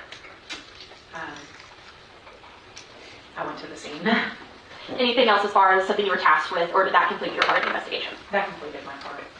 I'll pass this witness, Your Honor. Mr. Atkins? Thank you, Your Honor. Ma'am, my name is Bill Atkins, and I represent Uriah, Urick, sitting here on my right. The records you requested from all the financial institutions were just from February of 2025, is that correct? As far as my memory serves, yes. So you didn't have like any other history to know what kinds of transactions happened, let's say January or December, or the months preceding February of 2025, correct? Correct. So there's no kind of reference point to know how much money would have gone to Tara from Tammy before that time? Correct. And presumably, I mean, that's essentially her mother, even though she's not biologically her mother. That was who was raising her. That's a pretty popular way for parents to send money to kids nowadays, correct? Yes, sir, it is. Happens a lot. Okay. And I mean, I know that's different than what we all did when we were growing up, but I mean, that's a pretty common way to transfer money now. You know, it's Cash App, PayPal, things like that, right? Correct. Okay. So we don't have any history to compare kind of how much transactions may have happened before February as opposed to what happened just in the first 5 or 6 days of February, correct? Correct. We do not have a reference point of what their norm was in their transfers. Okay. And as far as you said That's you the issue. got the AT&T phone records? Yes. But you didn't analyze them or look at them or anything like that? No, sir. Okay. Is that done by somebody else? Yes, sir. Okay. Vice Witness. Just briefly, Judge, and they are republished dates 94. Yes. As they're publishing these documents, has all this personal information blurred out. All right, Detective Scott, I've reopened the We'll Cash App get return back. for Tara King, okay? Now, what Mr. Avenue was just asking you was, on Tammy's account, we didn't have any reference points other than February, correct? Correct. Now, on Tara's account, do we in fact have attempted payments back into January? They did give me those. Okay. I requested in the subpoena the information for the Cash App to learn the user information, and they gave me a lot more. So, while we didn't have the information from Tammy's side, we do have some information from Tara's side, correct? Yes, ma'am. There are transactions. Okay. And these transactions that are occurring in January, do these look like they are, for the most part, successful? Yes, it says paid. And the amounts, are they smaller or larger amounts? Oh, they're big. They are under $100. And in comparison to those transfers we see at the later dates in February that we have, the 5th and 6th, how do these amounts compare to the amounts being transferred or attempted transferred on the 5th and 6th? Every one of the transfers on the screen currently is for under $100. And in the ones that you and I reviewed a few minutes ago, they were all for over $100, $200, $300, $500, $1,000. So is it fair to say that there is a difference in the transaction history from January to February? There appears to be, yes. And are we seeing that these are still between Tara and Tammy? Correct, they are. It looks like, are there a couple to some other people? Yes. I think we're going to fast forward through this. One to Ratstar. That was also the name on Tammy King's Cash App account. There's Ratstar. also another one to Ratstar, one to Audrey Van Hoy, Nicole, Antonio, Angel. So in January, Tara had quite a few cash exchanges with multiple people. Is that fair? Yes, ma'am. And these Ratstar exchanges, these are back in early January. Is that correct? We're gonna skip. I'm sorry. I need something to look at. I can't just sit there and stare at this forever. I think that's how it finishes out our day, actually. Room in a different condition. Let's see. I think we got one more witness here. Hang on 1 second. Okay, we have this lady finishes testifying that they kept stealing all the money. Now we're back. Sorry, that was just too much spreadsheets and data and numbers. Detective Brian Bernard is up next.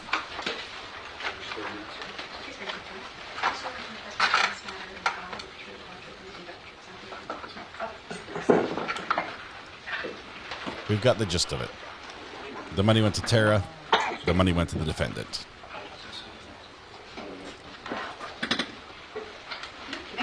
Thank you, Your Honor. Good afternoon, Detective. How you doing? Would you please state and spell your name for the record? I'm Detective Brian Bernard. It's B-R-Y-A-N. Last name's Bernard, B-A-R-N-A-R-D. And Detective Bernard, how are you currently employed? I'm employed with the Galveston County Sheriff's Office. What is your role at the Galveston County Sheriff's Office? I'm assigned to the Criminal Investigations Division in the Major Crimes Unit. And how long have you been with the Major Crimes Unit? Since January of this year. So, roughly 10 to 11 months? Yes, ma'am. Is that the entirety of your law enforcement career? No, ma'am. How long have you been in law enforcement? Approximately 10 years. And we've heard some prior testimony about going through the academy and getting a TCOL certification. Have you done all those typical things as well? I have. Okay. You said approximately 10 years. What was your first role in law enforcement? I started with the Santa Fe Police Department in January of 2016. How long were you with the Santa Fe Police Department? Almost 4 years. And what role did you have with them? I was a patrolman. And for those of us who may not know, just kind of briefly, what's a patrolman? So a patrolman is, we're basically in a marked unit and ride around and answer calls for service, conduct traffic stops, and look for crime. Try to be proactive when we're not answering calls. And after that 4 years with Santa Fe, where did you go next? I moved to the Galveston County Sheriff's Office. And what role did you have at the Galveston County Sheriff's Office first? I started off on patrol here. How long were you there? Don't make me lie to you, maybe 2 years. Don't make me lie to you. What role did you move into after that? I moved into our narcotics unit. And what is your narcotics unit? What do you do? So I was a member of the Organized Crime Task Force, and we primarily focused on gangs, guns, drugs, prostitution, gambling, that sort of thing. And how long was it that you were in the Organized Crime Task Force in the narcotics unit? A little over 2 years. Sounds exciting. And is that the last unit that you were in prior to moving to major crimes? Correct. Now, what is the difference between you being on as part of the narcotics unit versus being part of the major crimes unit? So when I was in narcotics, we primarily focused like on the crimes that I mentioned before. Major crimes, we deal with a litany of things. It can be from theft at a store to capital murder. And does the way that you approach those investigations, are they the same or different on narcotics versus major crimes? Some ways are the same, some ways are different. What are some of the ways that they're the same? Some ways that they're the same, we conduct interviews just like we would in narcotics. We have access to the same tools that we use in narcotics as far as researching and that type of thing that are law enforcement specific. We conduct surveillance just like we would when we were in narcotics. One of the differences is we don't use CIs or do undercover buys and that sort of thing. And just so everyone's on the same page, what would a CI be?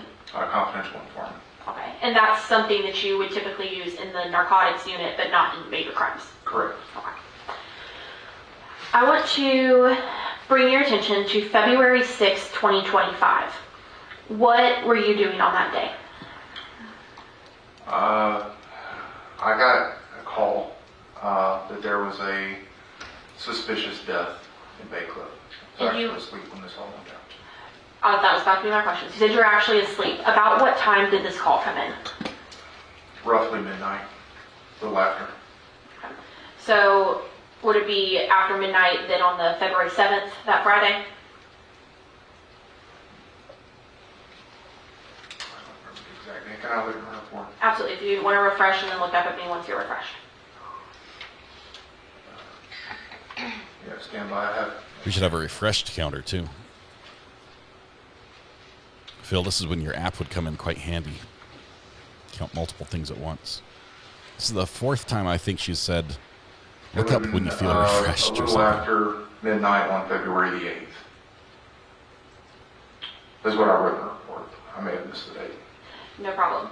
Is it fair to say that you were called the night of a Thursday going into a Friday? Yes. Okay. We're almost done for the night. And with previous testimony that Thursday is the 6th and Friday is the 7th. About another 10 minutes. I can't argue with the calendar. Okay. So you get this call around midnight, and you said there was a suspicious death, correct? Yes, ma'am. Now, where was it that you were sent to? 4723 15th Avenue, or 15th Street, Bay Cliff, Galveston County, Texas. And what kind of area was 15th Street in Bay Cliff? It's a residential neighborhood. And what, was 4723 a residence? Yes, ma'am. It sits on the east side of 15th Street. And when you, are you familiar with the Bay Cliff area? Very. Why very? I patrolled that area for the time I was on patrol here. So for that, roughly 2 years?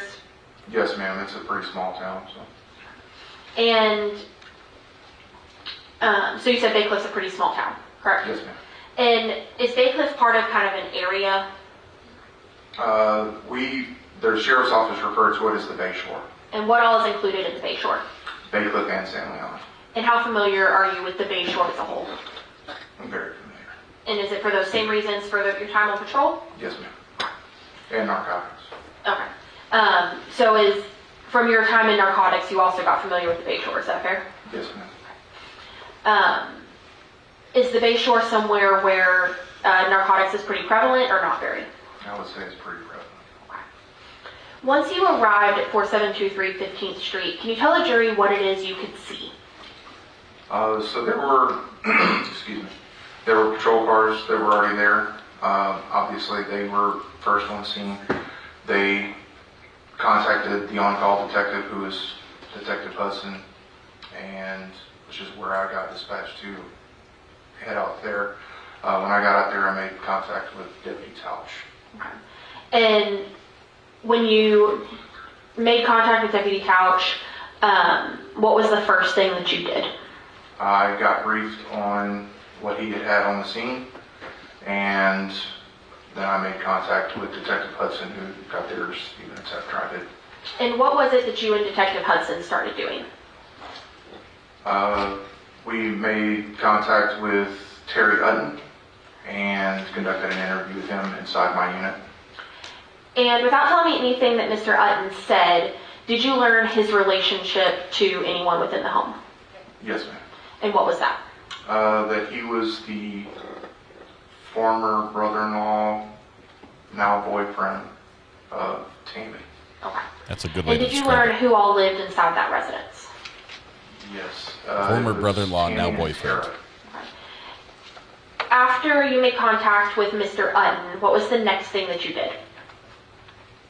I cut a search warrant for the residence. Okay. Why is it that you cut a search warrant? Because we didn't, at that time, we didn't know where Tara King was, and she still has an expectation of privacy inside her home.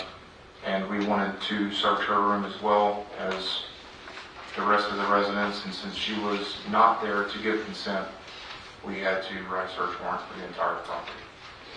So is it fair to say you wrote it just as an abundance of caution with there being multiple people who lived in the home? Correct. Your Honor, may I approach this witness? Yes.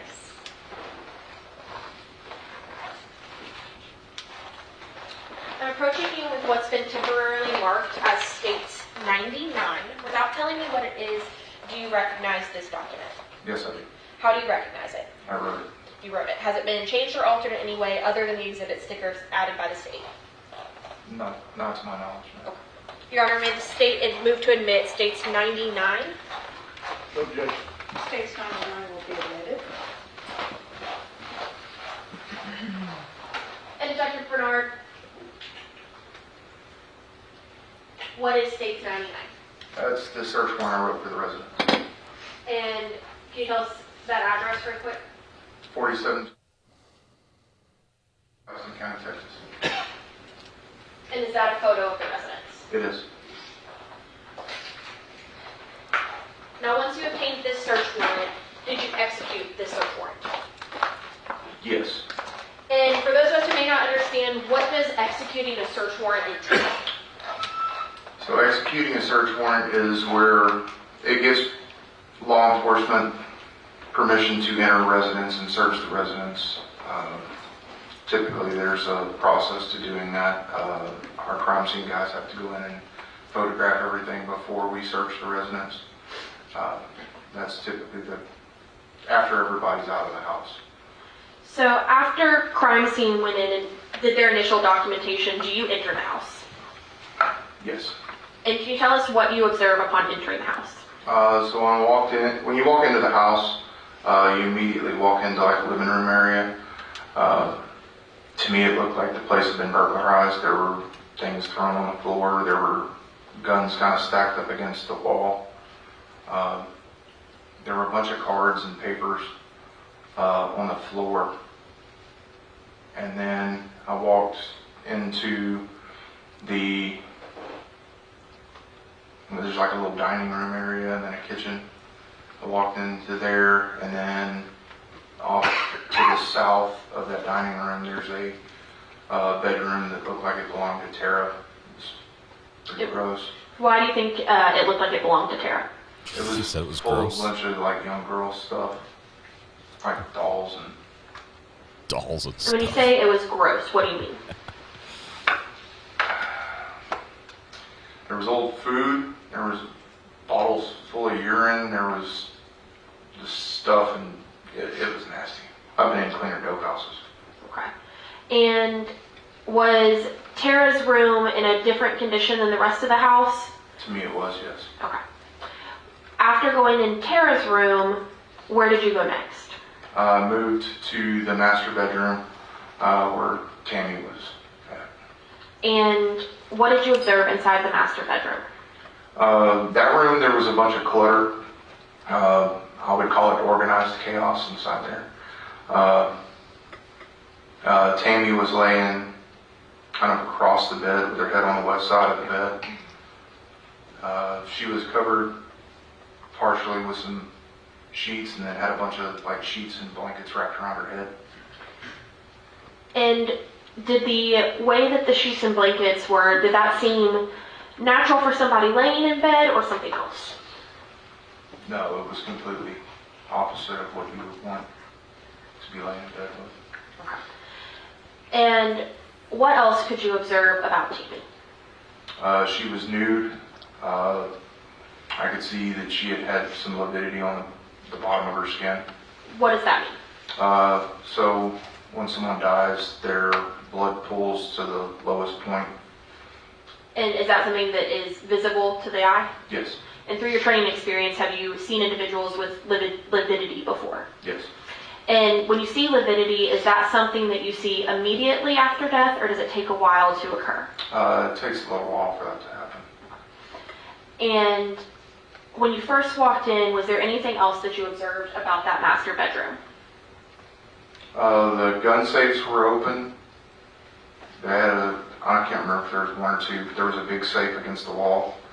There was like a mattress pushed up against the bathroom door. How were the contents of that gun safe? Missing. Missing? So there was nothing that you could see in there? Some empty boxes. And was there anything else that seemed out of place in that room? Anything on the floor, or how did that seem?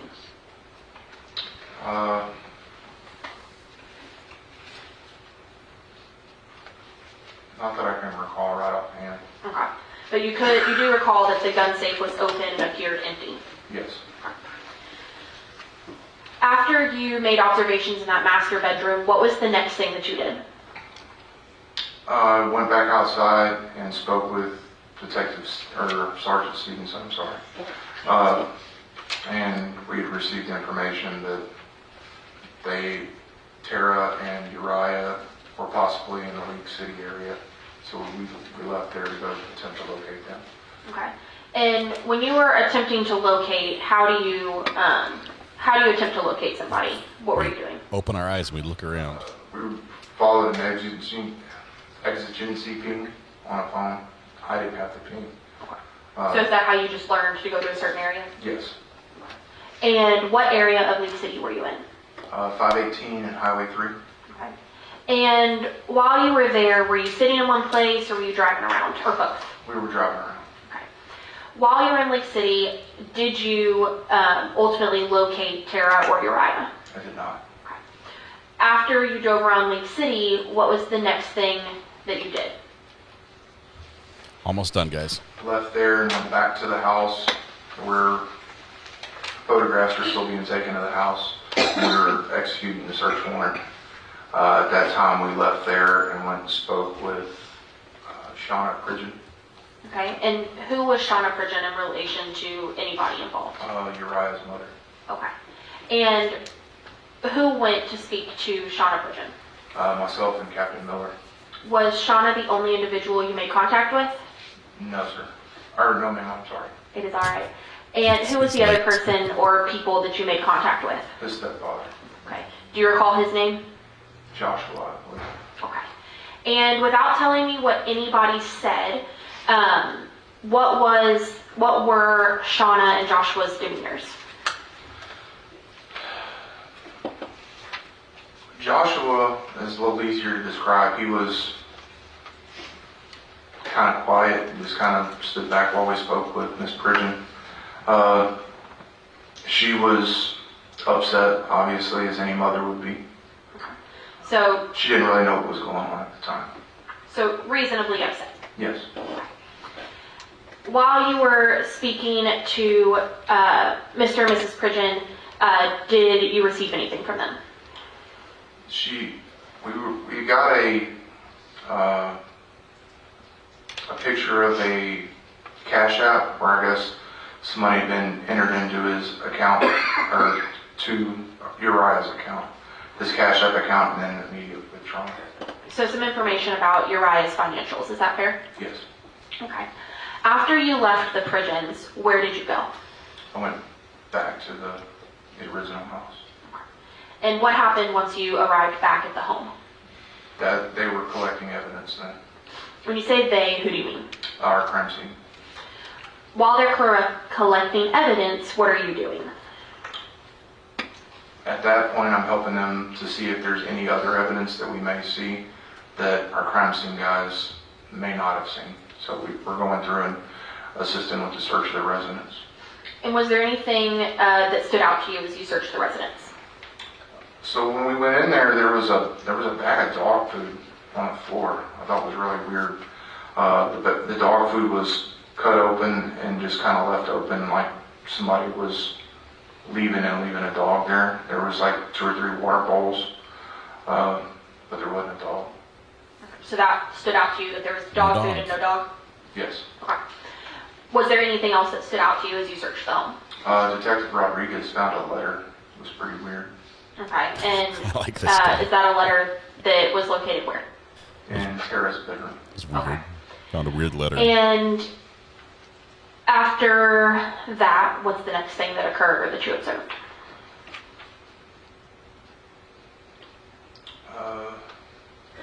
I moved into the living room where they were collecting the guns and stuff. I found a bag of weed and stuff behind the couch. And when you say you found a bag of weed, was this like large amounts of marijuana or what someone would describe as personal use marijuana? I'd say probably an ounce or 2, wasn't much. Less than a And pound. for those who may not be familiar with how much is a lot in weed terms, is an ounce or 2 a lot or a little? I would say it's a little. Okay. What was the next step in your part of the investigation? Another report. If you want to refresh your memory, and then look up at me once you feel refreshed. 5 refreshes. It's a personal stash. Okay, so the next day, Lieutenant Cazares and myself, we had received information that there was a car that may possibly be involved, and we went to Lake Jackson to look at that car, and we spoke with them, but it turns out they were just kind of in the wrong place at the wrong time. Okay. I want to back up real quick. When we were still at the house on Friday, at any point did you observe Miss King once those blankets had been removed? I did.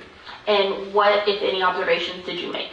I was there with the medical examiner, investigator, and he had located a bullet wound, or a gunshot wound, to the left side of her head near her ear. Okay. So then we moved to the next day. You said that you received information, received some tips. Was there something that occurred on Friday that led to the sheriff's office receiving tips and calls? Yes, they put out Facebook posts. And is that something that is pretty usual in major crimes? No. Yeah, typically. Okay. So you stated that you looked into a vehicle in Lake Jackson, but ultimately it was not included. It was not involved. I need to back up a little bit. Go for it. So before we went there, I was on my way to the office and got rerouted to 310 Waco Street in Lake City. And what kind of location is 310 Waco? It's an apartment complex, specifically apartment 106. And when you arrived at apartment 106, who, if anybody, did you make contact with? That would have been Christian Atkins. And about how old was Christian Atkins? Early 20s, maybe. I have his birthday here. I can do some quick math if you'd like. You're good. Early 20s works. So, when you met with Christian Atkins, what significance did 310 Waco apartment 106 have?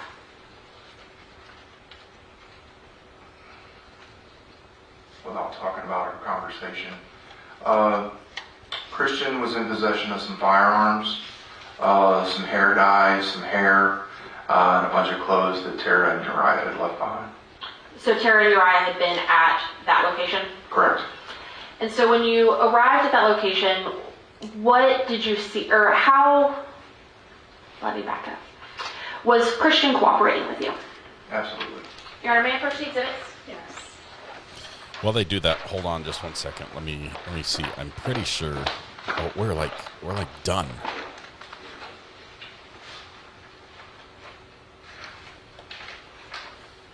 We're done in like seconds, I think. Your Honor, may I publish date 63? Yes, ma'am.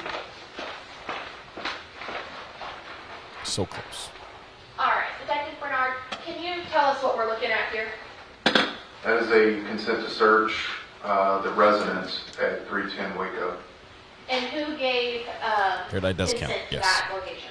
That was Christian Atkins. He gave consent to search the entire apartment minus his bedroom. He had 3 pretty big aggressive dogs in there. Hang on one second. And the individuals that he gave consent to were who? Myself or any deputy with the sheriff's office. Okay. Consent and so minus said the bedroom. He gave consent to go anywhere in his home except for his room due to having 3 large dogs. Is that fair? Yes, they were aggressive. Okay. When you went into Christian's home, what did you observe? So Christian had piled up a bunch of clothes that I guess Tara had left behind. He had some guns that were in like soft gun cases. He had piled up a bunch of hair dye and things like that that I guess they had gone to Walmart and bought, and a bunch of hair that I guess they were cutting their hair. And did crime scene come out to assist with the search? They did. And did they collect pertinent evidence and document it? Yes, ma'am. All right, before we go any further, it's already 5. So why don't I go ahead and release you when we start up again tomorrow morning at 9:30. There we go. All rise for the jury. All rise for the jury. It's time. It's time. And we're going to be done as well. Oh my goodness. It was a long day again. It was a long day. Hair dye, add that to the hair counter, and haircut hair. So 2. That takes us to 12. 12 on the counter. See that there? I added the 2. Should be good. You hit the music. Yeah, we're done. We're done. People. I can see you guys walking out the door. I can see like it goes zoom. So I have to say bye before everyone leaves. No niceties. Just get out. You've been here too long. Go home. Go home now. You go home now. Tonight when you go home, please hug the people you love. Smile at someone, make their day just a little bit better, and please stay safe. Do we go live again tomorrow morning, bright and early-ish. I'm thinking 8:30. 8:30 to 8:45. Let's do that. We're not caught up. We've got to go faster. We've got to go faster to get caught up. But we've got good audio, and we can do that. We can make it happen. So we will catch up as we do. I think that's everything. I've got about 1 million messages I haven't responded to and all that. So thank you all. Thank you, amazing mods, and thanks for this wonderful community that makes all this possible. Without you, I could not do this. This is the best job in the world. I love what I do. And without you, I would not. Let's put it that way. Thank you guys. Have a good night. Be good to each other. We'll see you in the morning. Bye-bye.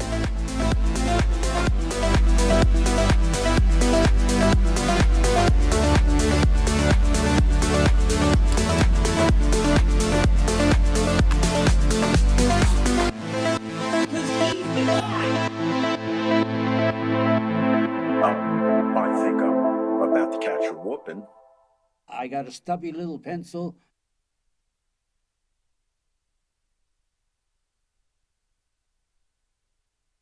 You don't put a diplomatic plate on a hoopty.